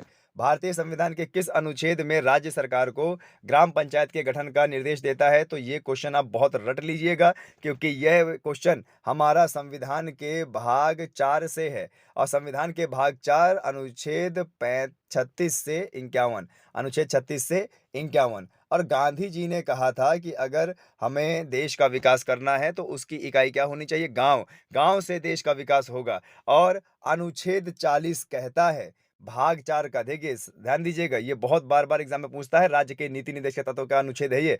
राज्य के नीति निदेशक तत्व, जो कि भाग किसमें है? 4 में है, अनुच्छेद 36 से 51। तो अनुच्छेद 36 से 51 में अनुच्छेद 40 आता है। और अनुच्छेद 40 कहता है कि ग्राम पंचायतों का गठन कौन करेगा? राज्य सरकार करेगा। और अनुच्छेद 40 किस सिद्धांत को दिखाता है? गांधीवादी सिद्धांत को प्रदर्शित करता है। ध्यान दीजिएगा, जो अनुच्छेद 40 है वह गांधीवादी सिद्धांत को दर्शाता है। तो अनुच्छेद 40 का मतलब ग्राम पंचायत का गठन। और कौन से भाग के अंडर में आता है? भाग 4। और भाग 4 क्या कहता है? राज्य के नीति निदेशक तत्व। और राज्य के नीति निदेशक तत्व हमने कहां से लिए हैं? आयरलैंड से लिए हैं, ठीक है? तो इतना आपको कम से कम पता होना चाहिए। नेक्स्ट क्वेश्चन, राष्ट्रपति संविधान के किस अनुच्छेद के अंतर्गत लोकसभा भंग कर सकते हैं? ठीक है, ध्यान दीजिएगा। देखिए, पहली बात तो प्रश्न हमें एक उत्तर बता रहा है कि राष्ट्रपति संविधान के किस अनुच्छेद के अंतर्गत लोकसभा भंग कर सकते हैं। यानी लोकसभा भंग करने का अधिकार किसको है संविधान में? राष्ट्रपति को। किसकी सिफारिश पर? जो उस समय सत्ताधारी दल है या कैबिनेट है या मंत्रिमंडल है, उसकी सिफारिश पर राष्ट्रपति संविधान को लोकसभा को क्या कर सकते हैं? भंग कर सकते हैं। तो इसमें ऑप्शन में कौन से अनुच्छेद के तहत? अनुच्छेद 85 के तहत, यानी आंसर ए। अनुच्छेद 85 के तहत राष्ट्रपति को यह अधिकार है कि वह लोकसभा को भंग कर सकते हैं। क्लियर है? याद रखिएगा, इंपॉर्टेंट क्वेश्चन है। आगे बढ़ते हैं। संविधान के किस अनुच्छेद में संविधान संशोधन की प्रक्रिया है? ठीक है, संविधान के किस अनुच्छेद में संविधान संशोधन की प्रक्रिया दी गई है? तो वो अनुच्छेद 368। अनुच्छेद 368 में यह बताया गया है कि संविधान संशोधन संसद कर सकती है। कौन कर सकती है? संसद। यानी संसद को यह अधिकार है कि वह संविधान संशोधन कर सकती है। लेकिन आपको बता दें, अनुच्छेद 368 ये भी कहता है कि संविधान संशोधन संसद कर तो सकती है, लेकिन संविधान के मूल ढांचा नहीं बिगड़ना चाहिए। आप संविधान का कुछ भी पार्ट संशोधन कीजिए, लेकिन संविधान का जो मूल ढांचा है वो नहीं बदलना चाहिए। और संविधान का मूल ढांचा क्या है? मौलिक अधिकार। तो आर्टिकल 368 के तहत संशोधन की प्रक्रिया की जाएगी। कितने प्रकार की प्रक्रिया होती है संशोधन की? 3 प्रकार की। कितने प्रकार की? 3 प्रकार की। आगे बढ़ते हैं। संविधान के किस अनुच्छेद के अंतर्गत राष्ट्रपति आपातकाल की घोषणा करता है? ये थोड़ा सा जो क्वेश्चन है ना, वो ट्रिकी है। ठीक है, फिर भी पढ़ते हैं। संविधान के किस अनुच्छेद के अंतर्गत राष्ट्रपति आपातकाल की घोषणा करता है? अब यहां पर जरा ऑप्शन देखो, तो ऑप्शन थोड़ा गड़बड़ी है। आप सिर्फ ऑप्शन को देखो और इसमें से आपको कितनी जानकारी मिलेगी ये देखिए। पहली बात तो ये जो आपातकाल है कौन लगाता है? राष्ट्रपति लगाता है। अब देखो यहाँ पे ऑप्शन में क्या दिया हुआ है? अनुच्छेद 352, 356, 360। एक्चुअली ये क्वेश्चन गलत है, ठीक है। संविधान किस अनुच्छेद के तहत आपातकाल लगा सकता है? राष्ट्रपति आपातकाल लगा सकता है, लेकिन कौन सा आपातकाल? आपको बता दें यहाँ पर ऑप्शन ए, ऑप्शन बी और ऑप्शन सी तीनों सही हैं। आपको बता दें, सबसे देखिए, राष्ट्रपति आपातकाल लगाता है। कितने प्रकार के आपातकाल होते हैं हमारे यहाँ? 3 प्रकार के आपातकाल होते हैं। अनुच्छेद 352, सबसे पहले अनुच्छेद 352 के तहत राष्ट्रीय आपातकाल लगता है, राष्ट्रपति लगाते हैं। अनुच्छेद 356 के तहत राष्ट्रपति शासन लगता है और अनुच्छेद 360 के तहत वित्त आपातकाल लगता है, ठीक है। तो देखो 3 आर्टिकल को भूलना मत, ये 3 आर्टिकल एग्जाम में बहुत ज्यादा आते हैं। क्या बोल रहे हैं? देखो, अनुच्छेद 352 के तहत राष्ट्रपति राष्ट्रीय आपातकाल लगाते हैं और अनुच्छेद 356 के तहत राष्ट्रपति शासन लगाते हैं और अनुच्छेद 360 के तहत राष्ट्रपति पूरे देश में या किसी भाग में वित्त आपातकाल लगा सकते हैं। तो ये तीनों ऑप्शन मत भूलिएगा, तीनों 352, 356, 360 राष्ट्रपति आपातकाल की घोषणा करते हैं, ठीक है। आगे बढ़ते हैं। भारतीय संविधान सभा का प्रथम अधिवेशन कब शुरू हुआ? अरे प्रथम अधिवेशन का मतलब संविधान सभा की मीटिंग। भारतीय संविधान सभा की मीटिंग पहली बार कब हुई? तो उसका उत्तर है 9 दिसंबर 1946। ध्यान दीजिएगा, भारतीय संविधान सभा की जो प्रथम बैठक हुई थी वो 9 दिसंबर 1946 को हुई थी और प्रथम बैठक के जो अध्यक्ष थे वो थे सच्चिदानंद सिन्हा। कौन थे? सच्चिदानंद सिन्हा। प्रथम बैठक के अध्यक्ष थे सच्चिदानंद सिन्हा, लेकिन इनकी तबीयत खराब थी तो अगले दिन इन्होंने इस्तीफा दे दिया और क्योंकि एक ही दिन यह सभा का नेतृत्व कर पाए, इसीलिए सच्चिदानंद सिन्हा को अस्थायी अध्यक्ष बोला जाता है। क्या बोला जाता है? अस्थायी अध्यक्ष। संविधान सभा के अस्थायी अध्यक्ष कौन थे? सच्चिदानंद सिन्हा। इसके बाद डॉक्टर राजेंद्र प्रसाद को संविधान सभा का अध्यक्ष बनाया गया। किसको? डॉक्टर राजेंद्र प्रसाद को संविधान सभा का अध्यक्ष बनाया गया और डॉक्टर राजेंद्र प्रसाद संविधान सभा के स्थायी अध्यक्ष हुए, ठीक है। चलिए आगे बढ़ते हैं। तो इसका आंसर क्या था हमारा? इसका आंसर हो जाएगा 9 दिसंबर 1946। आगे बढ़ते हैं। भारतीय मूल संविधान में कुल कितने अनुच्छेद थे? ये कहने की कोशिश कर रहा है जब हमारा संविधान बनकर तैयार हुआ था तो उस समय हमारे संविधान में टोटल कितने अनुच्छेद थे? तो ऑप्शंस के हिसाब से हमारा उत्तर हो जाएगा 395। जब हमारा संविधान बना था तो उस समय हमारे संविधान में मूल रूप से 395 अनुच्छेद, 8 अनुसूची और 22 भाग थे। ध्यान दीजिएगा, जब हमारा संविधान 26 नवंबर 1949 को बनकर तैयार हुआ और 26 जनवरी 1950 को पूरे देश में लागू हो गया, तब उस समय हमारे संविधान में टोटल अनुच्छेद थे 395 और अनुसूचियां थी 8 और भाग थे 22। और आपको बता दें, भारतीय संविधान पूरे विश्व का सबसे बड़ा संविधान है, सबसे बड़ा लिखित संविधान है, ठीक है। ध्यान दीजिएगा, अभी तक इतना बड़ा संविधान विश्व में किसी भी देश का नहीं बना। हमको ये गौरव प्राप्त हुआ है कि हमारा जो संविधान है वह विश्व का सबसे बड़ा और लिखित संविधान है, ठीक है। आगे बढ़ते हैं। भारतीय संविधान कब बनकर तैयार हुआ? अभी देखो मैं कितनी बार रट चुका हूं इसको। भारतीय संविधान कब बनकर तैयार हुआ? अच्छा, बनकर की जगह अगर अंगीकृत आ जाए ना, अंगीकृत, तो भी यही आंसर होगा जो हम बताने वाले हैं। भारतीय संविधान कब बनकर तैयार हुआ? भारतीय संविधान बनकर तैयार हुआ 26 नवंबर 1949। अच्छा, बनकर की जगह अंगीकृत अगर आ जाए ना तो भी आपका उत्तर कितना रहेगा? 26 नवंबर 1949। भारतीय संविधान कब बनकर तैयार हुआ? 26 नवंबर 1949। अच्छा, लागू कब हुआ पूर्ण रूप से लागू कब हुआ? 26 जनवरी 1950। और 26 जनवरी 1950 को ही हम अपना गणतंत्र दिवस मनाते हैं। और सन 2015 से 26 नवंबर को हम अपना संविधान दिवस मनाते हैं। क्लियर है? तो इतना आपको याद होना चाहिए, ठीक है। आगे बढ़ते हैं। किस देश का संविधान अलिखित है? ऑप्शन के हिसाब से इनमें से कौन से देश का संविधान अलिखित है? भैया हमारे भारत का संविधान तो लिखित है, तो भारत तो हो ही नहीं सकता।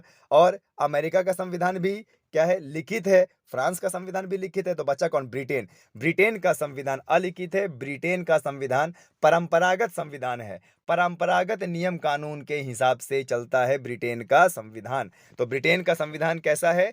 क्या बोलते हैं? एक तो अलिखित है और लचीला भी है। भारत का संविधान कैसा है? लिखित है और ना तो लचीला है और ना तो सख्त है। यानी हमारे भारतीय संविधान में संविधान जो है थोड़ा लचीला भी है, थोड़ा सख्त भी है। आगे बढ़ते हैं। तो इसका आंसर क्या हो जाएगा? ब्रिटेन। आगे बढ़ते हैं। भारतीय संविधान किस प्रकार का संविधान है? हमारा संविधान कैसा है? अभी मैंने क्या बताया? हमारा संविधान विश्व का सबसे बड़ा संविधान है और लिखित संविधान है, यानी ऑप्शन के हिसाब से हमारा आंसर क्या होगा? हमारा संविधान लिखित और विस्तृत है। हमारा संविधान क्या है? लिखित और विस्तृत, ठीक है? हमारा संविधान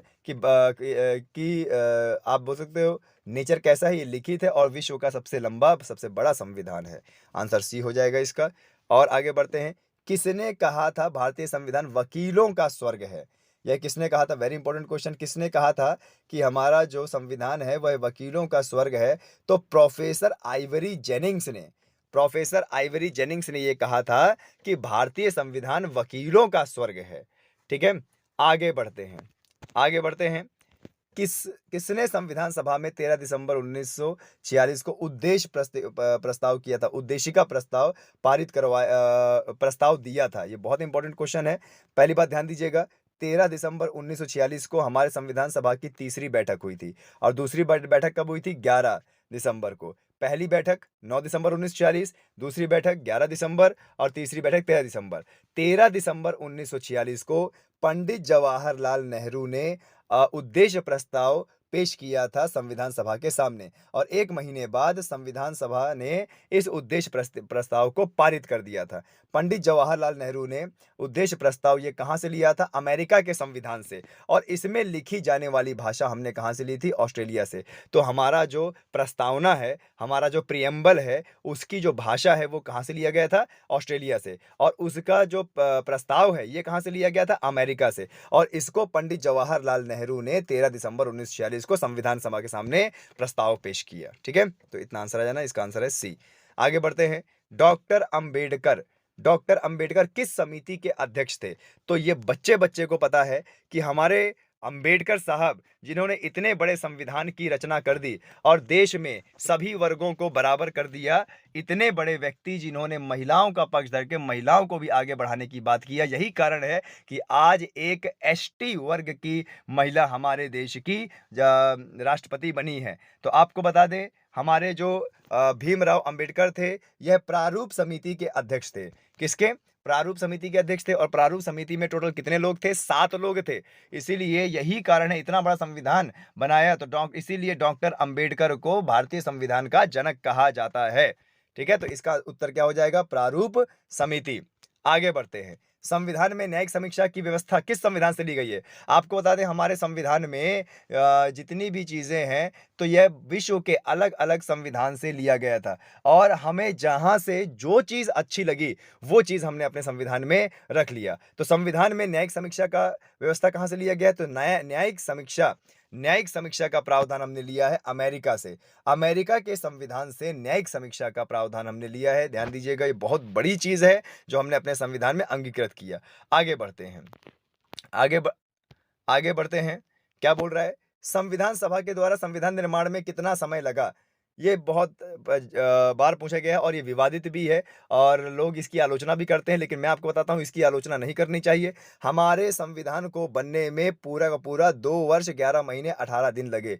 और इतना दिन क्यों लगा? क्योंकि भीमराव अंबेडकर नहीं चाहते थे कि ऐसा हमारा संविधान बन जाए जो किसी एक विशेष वर्ग के लिए हो और बाकी वर्ग उससे वंचित हो जाए। इसीलिए बड़ा सोच कर और बड़ा कदम फूंक कर संविधान को बनाया गया। एक एक अनुच्छेद बड़ा सोच समझ के रखा गया और यही कारण है कि आज हमारे देश में सभी वर्ग के लोग बराबरी है का दर्जा प्राप्त करते हैं। तो यही कारण था कि हमारा संविधान इतना लेट बना, तो इसकी आलोचना नहीं करनी चाहिए। आज देखिए, हमारे संविधान के निर्माता कितने दूरदर्शी थे। उन्होंने 100 साल बाद का संविधान 100 साल पहले बना दिया था, ठीक है? तो हमारे संविधान को बनने में कितना समय लगा है? 2 वर्ष 11 माह 18 दिन।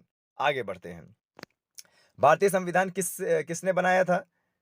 सीधी सी बात है, संविधान सभा ने बनाया था। भारतीय जनता ने नहीं बनाया था, अंग्रेजों ने नहीं बनाया था, अधिकारियों ने नहीं बनाया था। हमारी भारतीय संविधान सभा ने बनाया था। और स्टार्टिंग में संविधान सभा में 289 लोग थे, लेकिन 284 लोगों ने अंत में हमारे संविधान सभा में जब संविधान बन गया तो साइन किए। तो 284 लोगों की मेहनत थी जो इतना अच्छा संविधान उभर कर सामने आया। तो भारतीय संविधान को किसने बनाया? संविधान सभा ने। लेकिन अगर जनक बोला जाएगा तो भीमराव अंबेडकर को टिक लगाना है, ठीक है? आगे बढ़ते हैं। भारतीय मूल संविधान में कितने भाग थे? अभी हम डिस्कस कर चुके हैं। भारतीय मूल संविधान में टोटल 22 भाग थे, वर्तमान में भी 22 भाग है। अनुच्छेद कितने थे? 395। वर्तमान में कितने अनुच्छेद हैं? 470। अनुसूचियां कितनी थी पहले? 8। वर्तमान में कितनी है? 12। तो अगर क्वेश्चन आ जाए कि भारतीय मूल संविधान में कितने अनुच्छेद, कितने अनुसूची, कितने भाग थे, तो बता दीजिएगा। भारतीय मूल संविधान में 395 अनुच्छेद और 8 अनुसूचियां और 22 भाग थे। लेकिन अगर वर्तमान में बात की जाए तो वर्तमान में 470 अनुच्छेद, 22 भाग और 12 अनुसूचियां हैं। आगे बढ़ते हैं।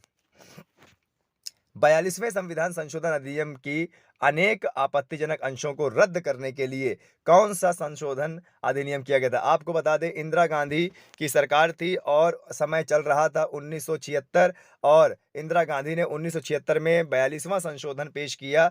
और जब 42वां संविधान संशोधन पेश किया तो कई सारे देशवासी इंदिरा गांधी की सरकार से रूठ गए, और 1977 में जनता दल की सरकार आई और उसमें प्रधानमंत्री मोरारजी देसाई बने, और मोरारजी देसाई ने 1978 में 44वां संविधान संशोधन पेश करके 42वें संविधान संशोधन के कुछ आपत्तिजनक अंशों को रद्द कर दिया। तो इसका उत्तर क्या होगा? 44वां संविधान संशोधन, जो कि कब हुआ था? 1978 में।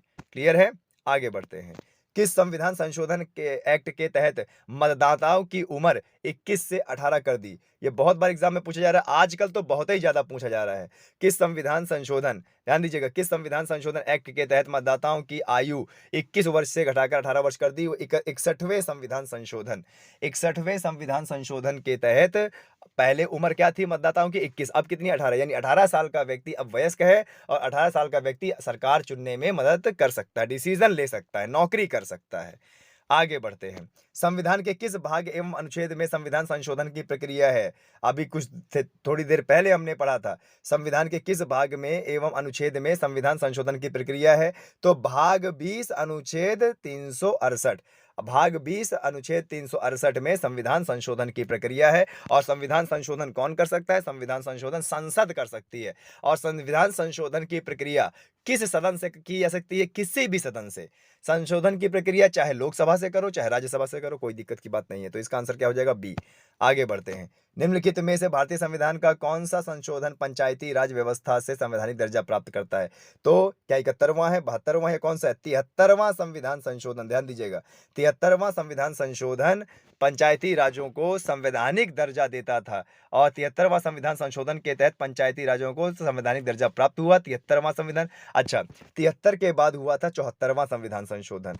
तो 74वां संविधान संशोधन नगर पालिका या नगर पंचायत को संवैधानिक दर्जा प्राप्त दिया था। ठीक है, किया था, ध्यान दीजिएगा। तो 73वां गांव के स्तर में ग्राम पंचायत, और 74वां नगर के स्तर पे नगर पंचायत। ठीक है, तो ये थोड़ा भूलना नहीं है, इसका बहुत बार एग्जाम में आता है, आप याद रखेंगे। ठीक है, आगे बढ़ते हैं। भारतीय संविधान की कौन सी विशेष व्यवस्था दक्षिण अफ्रीका के संविधान से ली गई थी? बहुत इंपॉर्टेंट है। भारतीय संविधान की कौन सी व्यवस्था दक्षिण अफ्रीका से ली थी? अरे संविधान संशोधन। संविधान संशोधन की प्रक्रिया कहां से ली गई है? दक्षिण अफ्रीका। ठीक है, ध्यान दीजिएगा। संविधान मूल कर्तव्य कहां से लिए गए? रूस से। संसदीय प्रणाली कहां से ली गई है? ब्रिटेन से। मूल अधिकार कहां से लिए गए हैं? यूएसए से। और संविधान संशोधन की प्रक्रिया कहां से ली गई? साउथ अफ्रीका से। तो ये हो जाएगा हमारा ए आंसर। ठीक है, मैं एक बार फिर से रिपीट कर देता हूं। संविधान संशोधन की प्रक्रिया कहां से? साउथ अफ्रीका से। मूल कर्तव्य रूस से। संसदीय प्रणाली ब्रिटेन से। और मूल अधिकार अमेरिका से। भूलना नहीं, बहुत पूछता है एग्जाम में। क्लियर है? आगे बढ़ते हैं। भारतीय संविधान का अनुच्छेद 51 ए नागरिकों के मौलिक कर्तव्य से संबंधित है, किस संविधान संशोधन के तहत जोड़े गए? तो आपको बता दें, 1976 में 42वां संविधान संशोधन हुआ था, जिसके तहत हमारे संविधान के भाग 4 का, हमारे संविधान के भाग 4 का को जोड़ा गया। और संविधान के भाग 4 का में अनुच्छेद 51 का या अनुच्छेद 51 ए जोड़ा गया। और इसमें क्या रखे गए? इसमें मौलिक कर्तव्य रखे गए। और मौलिक कर्तव्य हमने कहां से लिए हैं? रूस से लिए हैं। और जब 42वें संविधान संशोधन में हमने मौलिक कर्तव्य जोड़े तो उस समय मौलिक कर्तव्यों की संख्या कितनी थी? 10। और वर्तमान में कितनी है? 11। 11 मतलब शिक्षा, बच्चों को शिक्षा देने का प्रयास करना। ठीक है, 6 से लेकर 14 वर्ष के बच्चों को शिक्षा देने का प्रयास करना, ये हमारा क्या है? मौलिक कर्तव्य है। तो कुल मिला के अभी वर्तमान में कितने मौलिक कर्तव्य हैं? 11। और मूल रूप से कितने थे?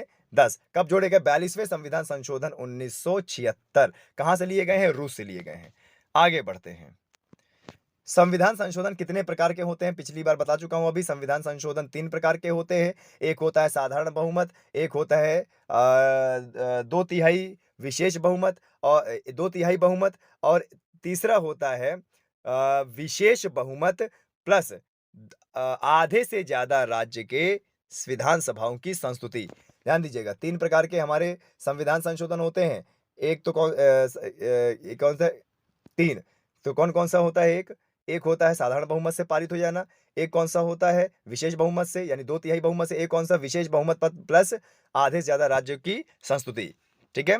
आगे बढ़ते हैं। 104वां संविधान किससे संबंधित है?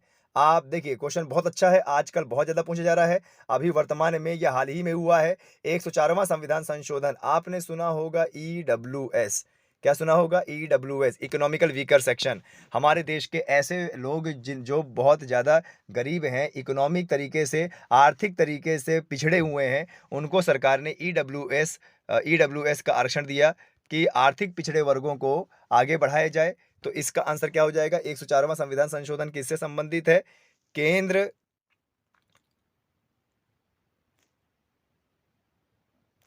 निजी शिक्षा संस्थानों में सामाजिक तथा आर्थिक दृष्टि से पिछड़े वर्गों के लिए कोटा प्रदान करना, यानी ईडब्ल्यूएस। आए समझ में? तो 104वां संबंधित है ईडब्ल्यूएस। आप एक ईडब्ल्यूएस याद रखिए, इकोनॉमिकल वीकर सेक्शन, बस, इससे ज्यादा कुछ नहीं। आगे बढ़ते हैं। संविधान में संशोधन की पहल की जा सकती है। संविधान में संशोधन की पहल कहां से की जा सकती है? क्या लोकसभा से की जा सकती है, या राज्यसभा से, या कहीं से भी? तो आपको बता दें, संविधान संशोधन की प्रक्रिया संसद में कहीं से भी की जा सकती है। यानी संसद में किसी एक सदन से की जा सकती है। संसद के कितने सदन? 2, लोकसभा और राज्यसभा। तो चाहे रोज लोकसभा से कर दो, चाहे राज्यसभा से कर दो, किसी भी सदन से की जा सकती है। तो आंसर हो जाएगा 2, बी आंसर। भारत भारत के संविधान में 44वां संविधान संशोधन द्वारा अधिकार को मौलिक अधिकार की श्रेणी से हटा दिया गया। 44वें संविधान संशोधन में हमारे एक मौलिक अधिकार को हटा दिया गया और उसको जोड़ा गया अनुच्छेद 300 का में। तो वह कौन सा मौलिक अधिकार था जिसको हटा दिया गया 44वें संविधान संशोधन में? तो वो कौन सा था? वो था संपत्ति का अधिकार। संपत्ति के अधिकार को 44वें संविधान संशोधन 1978 में हमारे मौलिक अधिकारों से हटाकर उसे कानूनी अधिकार बना दिया गया। तो मूल रूप से हमारे मौलिक अधिकार 7 थे, और जब संपत्ति के अधिकार को हटाया गया तो 6 हो गए। तो वर्तमान में अभी कितने मौलिक अधिकार हैं हमारे? 6। अच्छा, इस संपत्ति के अधिकार को, जो पहले मौलिक अधिकार था, बाद में इसको बना दिया गया कानूनी अधिकार और इसको अनुच्छेद 300 का में जोड़ा गया। तो संपत्ति का अधिकार अभी मौलिक अधिकार ना होकर क्या है? कानूनी अधिकार है। क्या है? कानूनी अधिकार है। आगे बढ़ते हैं। भारत के संविधान में प्रथम संशोधन कब किया गया? भारत के संविधान में प्रथम संशोधन 1951 में किया गया। आगे बढ़ते हैं। प्रथम संवैधानिक संशोधन अधिनियम किससे संबंधित था? 1951 में जो पहला संविधान संशोधन किया गया था, वह किससे संबंधित था? तो वो संबंधित था कुछ राज्यों के कृषि भूमि सुधार से। किससे? कुछ राज्यों के कृषि भूमि सुधार से। आंसर ए हो जाएगा। ठीक है, 1951 में पहला संविधान संशोधन हुआ था। आगे बढ़ते हैं। संविधान सभा के स्थायी अध्यक्ष कौन थे? अभी मैं पहले पढ़ा चुका हूं इसी में। हमारे संविधान सभा के अस्थायी अध्यक्ष थे सच्चिदानंद सिन्हा। कब, कितने दिन रहे? 1 दिन, 9 दिसंबर 1946। ठीक है, ध्यान दीजिएगा। तो ये हमारे संविधान सभा के अस्थायी अध्यक्ष थे। आगे बढ़ते हैं। भारतीय संविधान में जो शब्द नहीं है वो क्या है? देखिए, हमारे संविधान में संप्रभु भी है, बंधुत्व भी है, धर्मनिरपेक्ष भी है, लेकिन फेडरल नहीं है। हमारे संविधान में कहीं भी, फेडरल का मतलब क्या होता है? संघीय शब्द। हमारे संविधान में कहीं भी संघीय शब्द का उल्लेख नहीं है। सिर्फ इतना कहा गया है कि भारत राज्यों का संघ है। क्या बोला गया है? भारत राज्यों का संघ है, लेकिन हमारे संविधान में कहीं भी संघीय शब्द का कोई प्रावधान नहीं है। ठीक है, यानी फेडरल शब्द का कहीं भी नहीं लिखा गया। आगे बढ़ते हैं। संविधान के किस अनुच्छेद में यह अंकित है? इंडिया अर्थात भारत राज्यों का संघ है। अनुच्छेद 1। अनुच्छेद 1 में क्या बोला गया है? भारत, भारत यानी इंडिया। भारत यानी क्या? इंडिया, या इंडिया, इंडिया अर्थात भारत। भारत क्या है? राज्यों का संघ है, लेकिन इसके बावजूद भी कहीं भी संविधान में संघीय शब्द का उल्लेख नहीं है। तो अनुच्छेद 1 में यह कहा गया है कि इंडिया अर्थात भारत राज्यों का क्या है? संघ है, यानी कई सारे राज्य मिलकर बनता है एक अखंड भारत। आगे बढ़ते हैं। भारतीय संविधान के किन अनुच्छेदों में नागरिकता संबंधी प्रावधान है? भारतीय संविधान के किस अनुच्छेद में नागरिकता? तो अनुच्छेद 5 से 11। अनुच्छेद 5 से 11 किसका प्रावधान है? नागरिकता का। कौन सा भाग आता है? भाग 2। संविधान के भाग 2 में नागरिकता का प्रावधान है अनुच्छेद 5 से 11। तो इसका आंसर हो जाएगा बी। आगे बढ़ते हैं। निम्नलिखित में से किस अनुच्छेदों द्वारा भारतीय संविधान नागरिकों के मूल अधिकारों को निश्चितता प्रदान करता है? ठीक है, ध्यान दीजिएगा, क्या बोल रहा है? निम्नलिखित में से किन अनुच्छेदों द्वारा भारतीय संविधान नागरिकों को मूल अधिकार दे रहा है, मौलिक अधिकार दे रहा है। और मौलिक अधिकार का उल्लेख कहां पे है? भाग 3 में है। कहां से कहां तक? अनुच्छेद 12 से 35 तक। तो इसका आंसर हो जाएगा ए। अनुच्छेद 12 से 35 तक मौलिक अधिकारों का उल्लेख है भाग 3 में, जो हमारे भारतीय नागरिकों को मौलिक अधिकार प्रदान करते हैं। तो अब 12 से 35। वर्तमान में मौलिक अधिकार कितने हैं? 6। और मूल रूप से कितने थे? 7। किसको हटाया गया? संपत्ति के अधिकार को। क्या बनाया गया? उसको कानूनी अधिकार। कहां जोड़ा गया? अनुच्छेद 300 का में। आगे बढ़ते हैं। भारत के संविधान का निम्न में से कौन सा अनुच्छेद अस्पष्टता? अनुच्छेद 17। अनुच्छेद 17 कहता है कि भारत में कोई भी व्यक्ति अस्पृश्यता का भाव नहीं करेगा, छुआछूत नहीं रखेगा। क्यों? क्योंकि सभी लोग क्या हैं? बराबर हैं, सभी समाज बराबर है, सभी धर्म बराबर है। तो अनुच्छेद 17 किस संबंधित है? अस्पृश्यता से, अस्पृश्यता के अंत से संबंधित है। भारतीय संविधान के किस अनुच्छेद के अंतर्गत भाषण एवं अभिव्यक्ति की स्वतंत्रता की गारंटी दी जाती है? तो अनुच्छेद 19 के तहत। अनुच्छेद 19 के तहत भाषा एवं अभिव्यक्ति की स्वतंत्रता दी जाती है। क्लियर है? आगे बढ़ते हैं। भारतीय संविधान के किस अनुच्छेद में प्रेस की स्वतंत्रता है? भारतीय संविधान, देखिए स्वतंत्रता किस में है? अनुच्छेद 19 में है स्वतंत्रता। तो अनुच्छेद 19 के आई वाले पार्ट में क्या है बताइए? प्रेस की स्वतंत्रता। यानी यह अधिकार है कि आप कुछ भी छाप सकते हो और कुछ भी अपने विचार प्रस्तुत कर सकते हो, अखबार के माध्यम से, सोशल मीडिया के माध्यम से, या सरकार के सामने किसी भी माध्यम से आप अपने विचार को पेश कर सकते हो और कुछ भी अखबारों में छाप सकते हो। हाँ, लेकिन वो देश हित की बात होनी चाहिए। ठीक है, देश के गैर हित की बात नहीं होनी चाहिए। किसी को गाली मत छाप देना। आगे बढ़ते हैं। भारतीय संविधान के किस अनुच्छेद में अल्पसंख्यकों के हितों की बात की गई है? अनुच्छेद 29। भारत संविधान के किस अनुच्छेद में अल्पसंख्यकों की बात की गई है? तो वो क्या है? अनुच्छेद 29। आगे बढ़ते हैं। कौन से अनुच्छेद के अंतर्गत भारत का सर्वोच्च न्यायालय नागरिकों को मौलिक अधिकार की गारंटी देता है, रक्षा करता है? अनुच्छेद 32। अनुच्छेद 32 ये कहता है कि अगर किसी भी भारतीय नागरिक के मौलिक अधिकारों का हनन हुआ है तो वह सीधे आर्टिकल 32 का उपयोग कर सर्वोच्च न्यायालय यानी सुप्रीम कोर्ट जा सकता है। ठीक है, तो आर्टिकल 32 के तहत मौलिक अधिकार के हनन पे सुप्रीम कोर्ट, और आर्टिकल 226 के तहत हाई कोर्ट। आर्टिकल 226 के तहत कहा जाता है हाई कोर्ट। ठीक है, ये दोनों अधिकार आपके पास है। आर्टिकल 226 के तहत हाई कोर्ट जा सकते हैं, आर्टिकल 32 के तहत जा सकते हैं आप सुप्रीम कोर्ट। आगे बढ़ते हैं। भारतीय संविधान के किन अनुच्छेदों में राज्य के नीति निर्देशक तत्व उल्लेख है? बहुत इंपॉर्टेंट क्वेश्चन है, बार बार पूछा जाता है। राज्य के नीति निर्देशक तत्व का एक क्वेश्चन तो बनता ही बनता है। देखिए, सबसे पहले आपको ये पता होना चाहिए कि भाग 4 में हमारे क्या उल्लिखित है? राज्य के नीति निर्देशक तत्व। और राज्य के नीति निर्देशक तत्व हमने कहाँ से लिए हैं? राज्य के नीति निर्देशक तत्व हमने लिए हैं आयरलैंड से। और हमारे भाग 4 के अनुच्छेद 36 से 51 में क्या वर्णित है? हमारे राज्य के नीति निर्देशक तत्व। राज्य के नीति निर्देशक तत्वों को कल्याणकारी नीति बताया गया है। कौन सी? कल्याणकारी नीति। तो अनुच्छेद 36 से 51 भाग 4 राज्य के नीति निर्देशक तत्व। आगे बढ़ते हैं। भारतीय संविधान का कौन सा अनुच्छेद राज्य सरकारों को ग्राम पंचायत का गठन करता है? अनुच्छेद 40 पढ़ चुके हैं अभी। और अनुच्छेद 40 कौन सा सिद्धांत का प्रतिपादन है? गांधीवादी सिद्धांत को दर्शाता है अनुच्छेद 40। ठीक है, तो राज्य के नीति निर्देशक तत्व के अनुच्छेद 40 में राज्य सरकार को यह अधिकार है कि वह ग्राम पंचायत का गठन कर सकते हैं। आगे बढ़ते हैं। 42वें संविधान संशोधन द्वारा संविधान के किस अनुच्छेद में मौलिक कर्तव्य जोड़े गए थे? 42वां संविधान संशोधन हुआ था 1976 में इंदिरा गांधी सरकार में, और अनुच्छेद 51A में मौलिक कर्तव्य जोड़े गए थे। और उस समय मौलिक कर्तव्य 10 थे, वर्तमान में कितने हैं? 11। लेकिन कौन से भाग में? अगर पूछ ले कि मौलिक कर्तव्य कौन से भाग में जोड़े गए हैं तो आप बता दीजिएगा भाग 4 का। भाग 4 का या भाग 4A में मौलिक कर्तव्य जोड़े गए हैं अनुच्छेद 51A में। टोटल कितने हैं? 11। मूल रूप से कितने थे? 10। आगे बढ़ते हैं। संविधान के भाग 1 में निम्न में से किसका वर्णन किया गया है? संविधान के भाग 1 में यह कहा गया है कि संघ और उसका राज्य क्षेत्र, क्या बोला गया है? संघ और उसका राज्य क्षेत्र। ठीक है, आगे बात करते हैं। भारतीय संविधान के भाग 51A में कितने मौलिक कर्तव्य हैं? कितने मौलिक कर्तव्य हैं? 11। मूल रूप से कितने थे? 10। देखो यहाँ पे कहीं भी मूल रूप से नहीं बोला गया है। अगर मूल रूप से बोलता तो 10 लगाते, लेकिन इसमें ये बोला गया है कि भाग 4A अनुच्छेद 51A में कितने मौलिक कर्तव्य हैं, तो 11 बताएँगे आप। अगर मूल रूप से आ जाएगा तो 10 बताएँगे। तो यह हमारे 50 क्वेश्चन कंप्लीट हुए और इसी तरह सीरीज़ लेके हम आते रहेंगे। तब तक के लिए जय हिंद, जय भारत। चैनल को सब्सक्राइब ज़रूर करें। जय हिंद, वंदे मातरम। सभी छात्रों का सनराइज़ करियर एकेडमी में स्वागत है और आज है 6 अक्टूबर और बीते दिन के जितने भी करंट अफेयर होंगे हम इस वीडियो में डिस्कस करने की कोशिश करेंगे।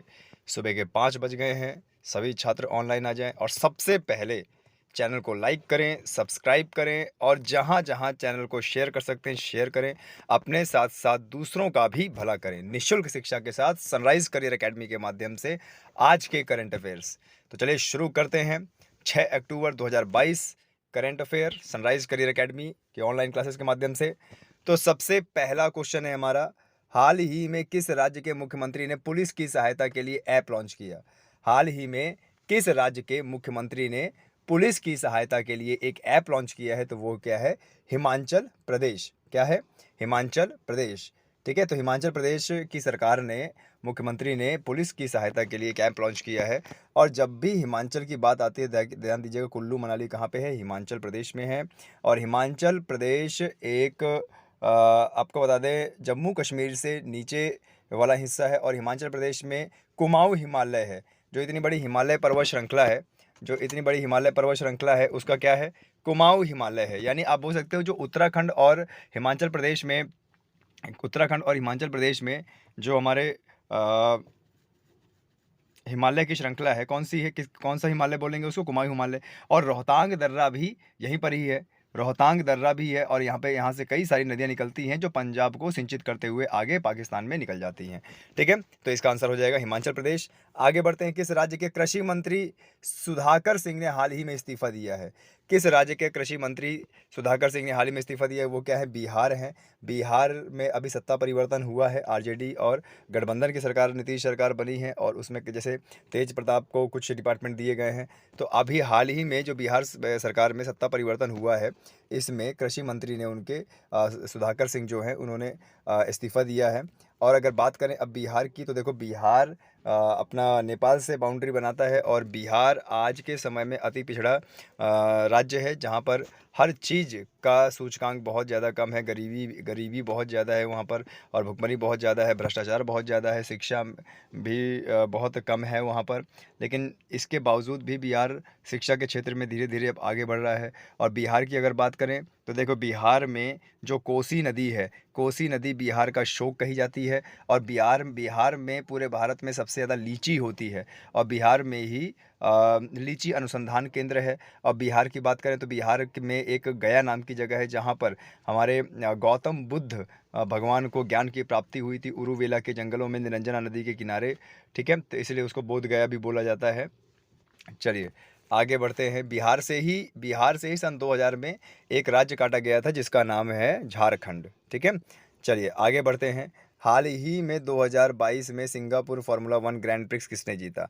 सिंगापुर में 2022 में जो फार्मूला 1 ग्रैंड प्रिक्स हुआ था वो किसने जीता है? तो सर्जिया पेरेज ने जीता है। किसने?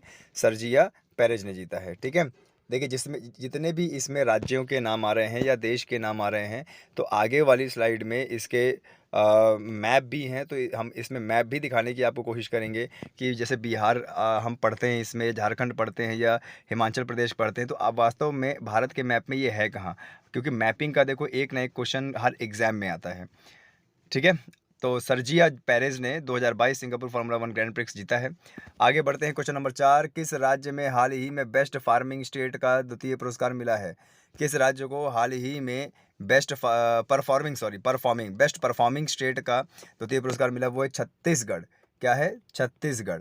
ठीक है, किस राज्य को हाल ही में बेस्ट परफॉर्मिंग का स्टेट का दर्जा दिया गया है? तो वह छत्तीसगढ़। छत्तीसगढ़ को सन 2000 में मध्य प्रदेश से काटा गया था और छत्तीसगढ़ में संथल जनजाति निवास करती है। ठीक है, ध्यान दीजिएगा। और छत्तीसगढ़ काफ़ी बार एग्जाम में पूछा है कि जैसे समुद्री घोड़े के आकार का कौन सा राज्य है, तो वो कौन सा है? छत्तीसगढ़ है। ठीक है, आगे मैप में दिखाएंगे छत्तीसगढ़ कहाँ पे है।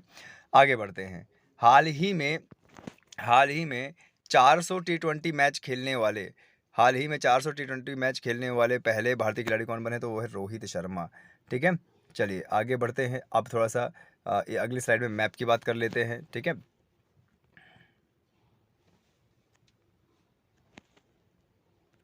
देखिए ये हमारा प्यारा भारत है और अभी देखो हमने हिमाचल प्रदेश की बात कही है, तो देखो ये रहा पिंक कलर का हमारा हिमाचल प्रदेश। और हिमाचल प्रदेश को अगर आप बड़े ध्यान से देखेंगे तो यह तिब्बत यानी चाइना के साथ अपनी बाउंड्री बना रहा है। और हिमाचल प्रदेश में कई ऐसे दर्रे हैं जो हिमाचल प्रदेश और तिब्बत को जोड़ते हैं, जैसे रोहतांग दर्रा वैसे तो कुल्लू और स्पीति को जोड़ता है, लेकिन आगे चल के यह चाइना और तिब्बत, चाइना और भारत को भी जोड़ता है। अब आप देखेंगे जैसे हिमाचल प्रदेश है तो लेह लद्दाख केंद्र शासित प्रदेश, जम्मू केंद्र शासित प्रदेश और पंजाब राज्य, हरियाणा राज्य, उत्तर प्रदेश और देहरादून के साथ अपनी सीमा रेखा बनाता है। और एक अंतर्राष्ट्रीय सीमा रेखा बनाता है किसके साथ में, चीन के साथ में। ठीक है, तो हिमाचल प्रदेश और उसकी राजधानी क्या है, शिमला। तो मैप में देखना है हिमाचल प्रदेश, जब भी आपको मैप देखना है हिमाचल प्रदेश का नाम आया, किसी भी राज्य का नाम आए, तो आपको तुरंत उसका पता चल जाना चाहिए कि उसकी एक्चुअल पोजीशन कहाँ पे है। ठीक है, और देखिए बिहार का नाम आया था अभी पिछले करंट अफेयर में, तो देखिए ये हमारा यहाँ पर है, ये बिहार है। और बिहार पहले इतना बड़ा राज्य हुआ करता था, लेकिन इससे अभी हाल ही में सन 2000 में क्या काटा गया, झारखंड। तो देखो ये बिहार है, उत्तर प्रदेश अपनी बाउंड्री रेखा बनाता है, झारखंड से बनाता है और पश्चिम बंगाल से बनाता है और नेपाल से बनाता है। एक अंतर्राष्ट्रीय सीमा बनाता है और 3 राज्यों के साथ बनाता है। ठीक है, इसकी राजधानी पटना है। आगे एक और आया था, छत्तीसगढ़ का नाम आया था। तो देखो ये देखिए, ये आप देखिए, ये समुद्री घोड़े के आकार का क्या है, छत्तीसगढ़ है। समुद्री घोड़े के आकार का छत्तीसगढ़ है। और छत्तीसगढ़ मध्य प्रदेश से सन 2000 में काटा गया था और छत्तीसगढ़ की राजधानी क्या है, रायपुर। ठीक है, तो ये मैप के साथ आगे भी जितने भी राज्य आएंगे सब में हम मैप दिखाते जाएंगे, परेशान नहीं होइएगा, मैपिंग का क्वेश्चन आपको आना चाहिए। आगे बढ़ते हैं। सीआरपीएफ क्या बोल रहा है, सीआरपीएफ के नए महानिदेशक हाल ही में किसे नियुक्त किया गया है। अगर सीआरपीएफ की बात करें तो हाल ही में जो नियुक्त हुए हैं वह है थाउसेन। सुजॉय लाल थाउसेन है। ये सन 1986 के आईपीएस बैच के अधिकारी हैं और बड़े अव्वल अधिकारी हैं, बहुत तजुर्बा है इन्हें और अलग अलग क्षेत्र में इन्होंने काम किया हुआ है। यह आईटीबीपी के साथ में बीएसएफ के भी चीफ मुख्य अधिकारी रह चुके हैं। तो संजय सुजॉय लाल थाउसेन को हाल ही में सीआरपीएफ का अभी महानिदेशक बनाया गया है। ठीक है, अच्छा अगला क्वेश्चन क्या है, देखिए ये है हमारे सुजॉय लाल थाउसेन। हाल ही में इंटरनेशनल एस्ट्रोनॉटिकल फेडरेशन के नए उपाध्यक्ष किसको चुना गया है, अनिल कुमार को। हाल ही में इंटरनेशनल एस्ट्रोनॉटिकल फेडरेशन के नए उपाध्यक्ष किसको चुना गया है, अनिल कुमार को। ठीक है, आगे बढ़ते हैं। स्वच्छ सर्वेक्षण 2022। स्वच्छ सर्वेक्षण 2022 में हाल ही में किस देश का सबसे स्वच्छ राज्य घोषित किया गया है, किसे देश का सबसे स्वच्छ घोषित किया, वो है मध्य प्रदेश। मध्य प्रदेश अपनी साफ़ सफाई के लिए ही जाना जाता है। मध्य प्रदेश का इंदौर जिला हमेशा एशिया का नंबर 1 साफ़ सुथरा जिला होता है। ठीक है, अच्छा अब यहाँ पे देखिए नाम आया है मध्य प्रदेश का, तो आपको बता दें Kanha national park. Kanha national park कहाँ पे है, मध्य प्रदेश में है। और आपको बता दें मध्य प्रदेश में विंध्याचल श्रेणी है, विंध्याचल श्रेणी का बहुत बड़ा विस्तार है। मध्य प्रदेश में अमरकंटक है जहाँ से नर्मदा और ताप्ती नदी निकलती है और ये नर्मदा और ताप्ती नदी भ्रंश घाटी से बहते हुए ये पूर्व से पश्चिम की ओर प्रवाहित करती हैं। और पूर्व से पश्चिम की ओर प्रवाहित करती हैं, भ्रंश घाटियों से बहती है तो अपने साथ कंकड़ पत्थर ही गिरा के लेके जाती है। ठीक है, और वहाँ पर खंभात की खाड़ी में जाके जल गिराती है जहाँ पर ज्वार नद मुख का निर्माण करती है। ठीक है, और मध्य प्रदेश में आपके पन्ना जिले में हीरे की बहुत बड़ी खानें हैं और मध्य प्रदेश पूरे भारत में मध्य प्रदेश में सबसे ज़्यादा हीरा निकाला जाता है। ठीक है, और वनाच्छादित क्षेत्र की बात करें क्षेत्र वाइज एरिया के हिसाब से, एरिया के परसेंटेज के हिसाब से, तो मध्य प्रदेश में पूरे भारत में सबसे ज़्यादा वनाच्छादित क्षेत्र पाया जाएगा। लेकिन बात करें वन की तो यहाँ पर जो वन पाया जाता है वो सदाबहार टाइप के वन नहीं पाए जाते हैं। यहाँ पे वन पाया जाता है आपका पर्णपाती पतझड़ वाले वन पाए जाते हैं। ठीक है, क्योंकि शुष्क इलाका है, बारिश कम होती है। और मध्य प्रदेश की बात करें तो ये एक स्तरबद्ध राज्य है। ठीक है, चलिए नेक्स्ट बढ़ते हैं आगे। हाल ही में किसने वाणिज्य विभाग के सचिव का कार्यभार संभाला है, फिर से एक बार क्वेश्चन रिपीट करते हैं। हाल ही में किसने वाणिज्य विभाग के सचिव का कार्यभार संभाला है, तो वो है सुनील बर्थवाल। कौन है, सुनील बर्थवाल। सुनील बर्थवाल ने हाल ही में वाणिज्य विभाग के सचिव का कार्यभार संभाला है। तो देखो क्या नाम आया था? मध्य प्रदेश नाम आया था। तो मैप को कर लेते हैं, ये हमारा प्यारा भारत है और भारत के बीच में, भारत के बीचों बीच में हमारा राज्य है। ये इतना बड़ा पीला-पीला जो राज्य है, ये राज्य है हमारा मध्य प्रदेश। मध्य प्रदेश की राजधानी भोपाल है। अब देखो स्थलबद्ध राज्य है, चारों तरफ से ये घिरा हुआ है। मध्य प्रदेश जो है क्या है हमारा, एक स्थलबद्ध राज्य है और किसी भी कोई अंतर्राष्ट्रीय बाउंड्री नहीं बनाता है, ना किसी जल से अपनी बाउंड्री बनाता है। तो देखो ये पीला पीला क्या है, ये हमारा मध्य प्रदेश है। अच्छा, मध्य प्रदेश की बात की जाए तो देखो ये यहाँ पे क्या है, राजस्थान से अपनी बाउंड्री बनाता है और गुजरात से अपनी बाउंड्री बनाता है, महाराष्ट्र से अपनी बाउंड्री बनाता है, छत्तीसगढ़ से अपनी बाउंड्री बनाता है और यहाँ पर किससे, उत्तर प्रदेश से अपनी बाउंड्री बनाता है। तो टोटल 5 राज्यों से यह अपनी सीमा रेखा बनाता है। ठीक है, आया समझ में? अच्छा, ये जो मध्य प्रदेश है, मध्य प्रदेश उत्तर प्रदेश के ललितपुर ज़िले को 3 तरफ से घेरे हुए है। ये हरा-हरा छोटा-सा दिख रहा है ललितपुर, तो ललितपुर को 3 तरफ से घेरे हुए है। और आपको बता दें दक्षिण के पठार का विस्तार भोपाल तक, ये मध्य प्रदेश तक है। और मध्य प्रदेश से एक बहुत फेमस नदी, मध्य प्रदेश के इंदौर ज़िले के महू कस्बे से एक नदी निकलती है जिसका नाम है चंबल। और चंबल मध्य प्रदेश से राजस्थान होते हुए उत्तर प्रदेश के यमुना नदी से मिल जाती है। और यमुना नदी की सबसे बड़ी सहायक नदी है कौन सी? आपकी चंबल नदी। और चंबल नदी बीहड़ का निर्माण करती है। ठीक है, अच्छा, मध्य प्रदेश का जब भी नाम आता है तो ध्यान रखना, एक जगह है जिसका नाम है महू। महू में बाबा भीमराव अंबेडकर का जन्म हुआ है, जो कि हमारे संविधान के जनक कहे जाते हैं। चलिए आगे बढ़ते हैं। 10वां क्वेश्चन देखिए, किस देश के वैज्ञानिक स्वांते पैबो को 2022 का चिकित्सक नोबेल दिया गया है? ठीक है, चिकित्सा नोबेल दिया गया है। फिर से एक बार क्वेश्चन रिपीट करते हैं, किस देश के वैज्ञानिक स्वाते पैबो को 2022 का चिकित्सा नोबेल दिया गया है? तो वो है स्वीडन। स्वीडन के वैज्ञानिक स्वाते पैबो को चिकित्सा नोबेल दिया गया। और स्वीडन एक यूरोपीय देश है और ये ऐसे कटिबंधीय क्षेत्र में है कि शीत प्रदेश है। यहाँ पर 12 महीने यहाँ पर ठंडी रहती है। अभी मैप में दिखाएंगे। हाल ही में किस राज्य में 15वें अंतर्राष्ट्रीय सूफी रंग फेस्टिवल का उद्घाटन किया गया? तो वो है राजस्थान। क्या है? राजस्थान। हाल ही में किस राज्य में 15वें अंतर्राष्ट्रीय सूफी रंग फेस्टिवल का उद्घाटन किया गया? तो वो क्या है? राजस्थान। और जब भी राजस्थान की बात आएगी तो आपको बता दें, राजस्थान में भारत का थार का मरुस्थल है और थार का मरुस्थल पाकिस्तान में भी है। लेकिन आपको बता दें परसेंटेज वाइज 60% थार का मरुस्थल हमारे भारत में है और 40% पाकिस्तान में है। और राजस्थान पाकिस्तान के साथ अपनी अंतर्राष्ट्रीय बाउंड्री बनाता है जिसे बोलते हैं रेड क्लिफ रेखा। और राजस्थान में ही हमारी सांभर झील है और ढेभर झील है। सांभर झील जो है उसका पानी खारा है और इतना ज़्यादा खारा है कि भारत की सबसे खारी झील वह है सांभर झील। और राजस्थान में पुष्कर मेला होता है, लगाया जाता है हर साल। और राजस्थान के जयपुर सिटी को बोलते हैं पिंक सिटी। क्या बोलते हैं? Pink city.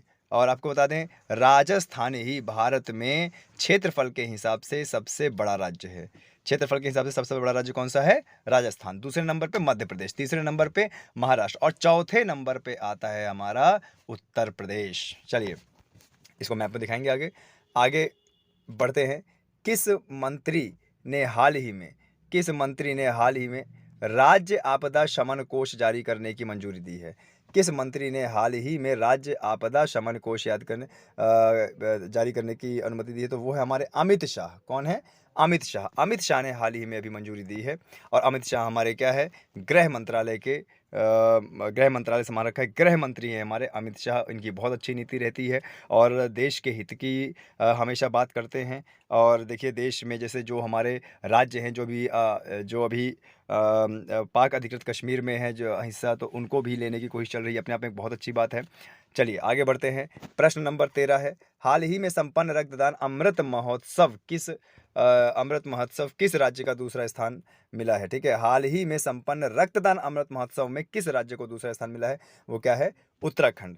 अब उत्तराखंड की बात करेंगे तो उत्तराखंड उत्तर प्रदेश से निकाला गया है सन 2000 में। और कितने जिले निकाले गए थे? 13 जिले, क्योंकि ये पर्वतीय क्षेत्र है और पर्वतीय क्षेत्र के 13 जिले निकाले गए थे उत्तर प्रदेश से। और उत्तराखंड की जो राजधानी है वो है देहरादून है। उत्तराखंड नेपाल और चाइना के साथ अपनी अंतर्राष्ट्रीय बाउंड्री बनाता है, ठीक है। उत्तराखंड में ही देश का पहला national park Jim Corbett national park है, ठीक है। देश का पहला, अंग्रेजों के समय में बना था ये देश का पहला national park Jim Corbett national park. चलिए अब मैप की बारी आती है। तो सबसे पहले हम भारत का मैप स्टडी करते हैं, उसके बाद स्वीडन को भी देखेंगे।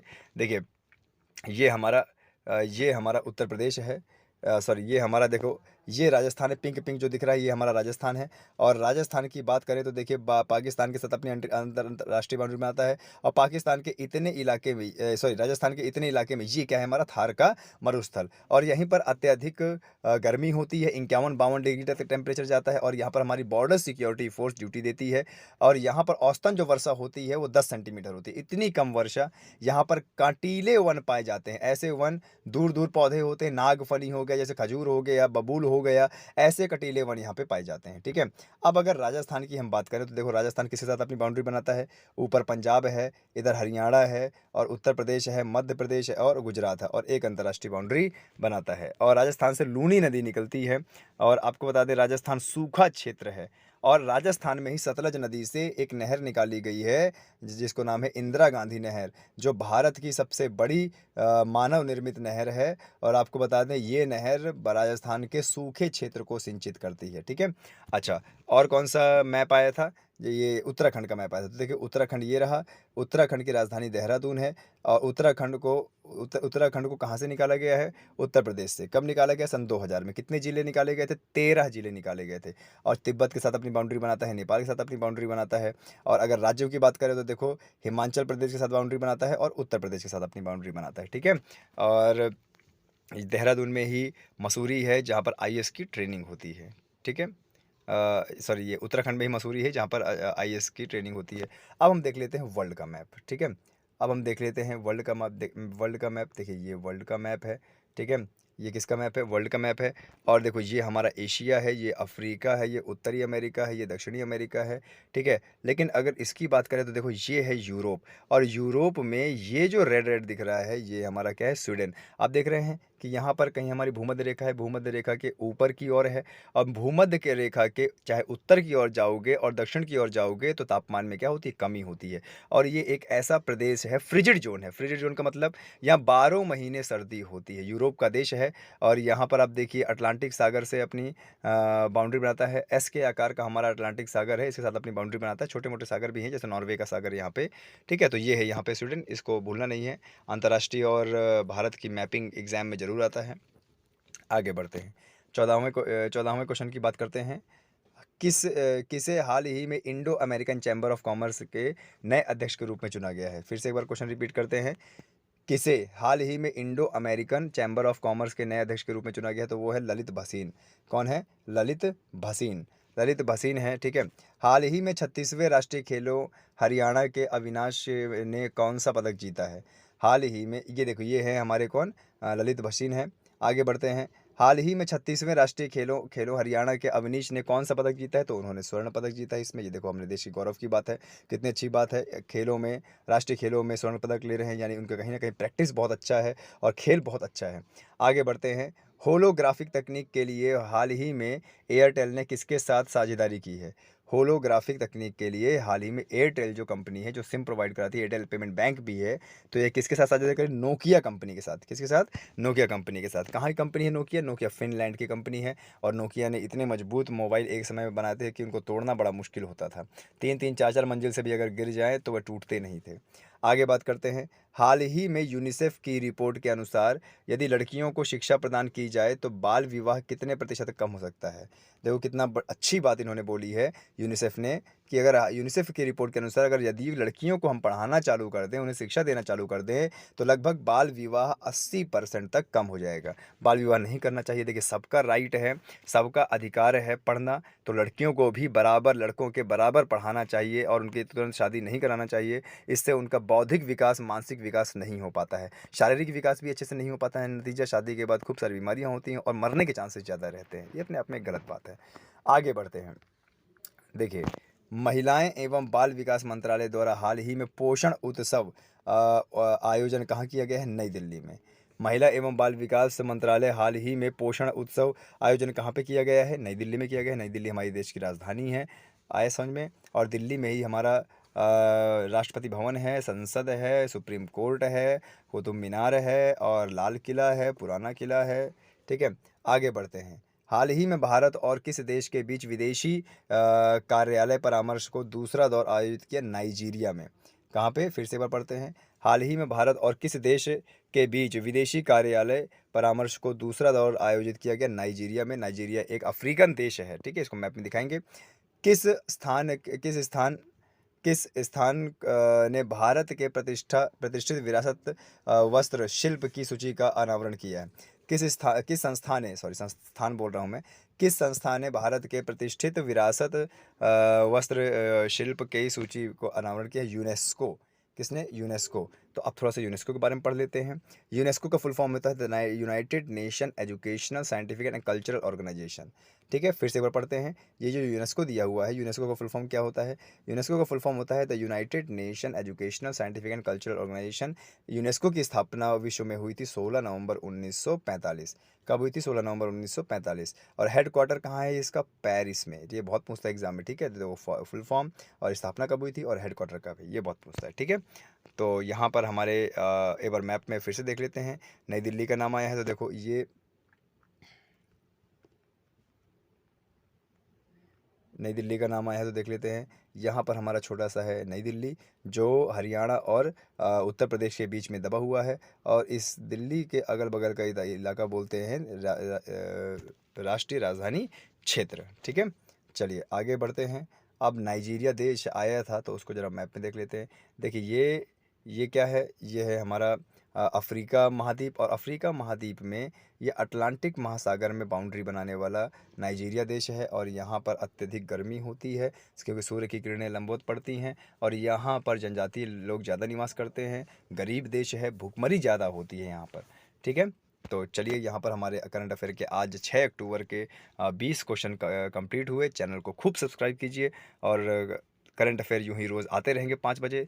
सुबह सुबह दोस्तों 5 बजे 4 बजे उठने की आदत डालिए, क्योंकि सुबह सुबह जो पढ़ा होता है वो भूलता नहीं है। और वैसे भी हम छात्र हैं, छात्र को सुबह सुबह उठकर रोज़ाना पढ़ना चाहिए। चलिए आगे बढ़ते हैं। जय हिंद, जय भारत।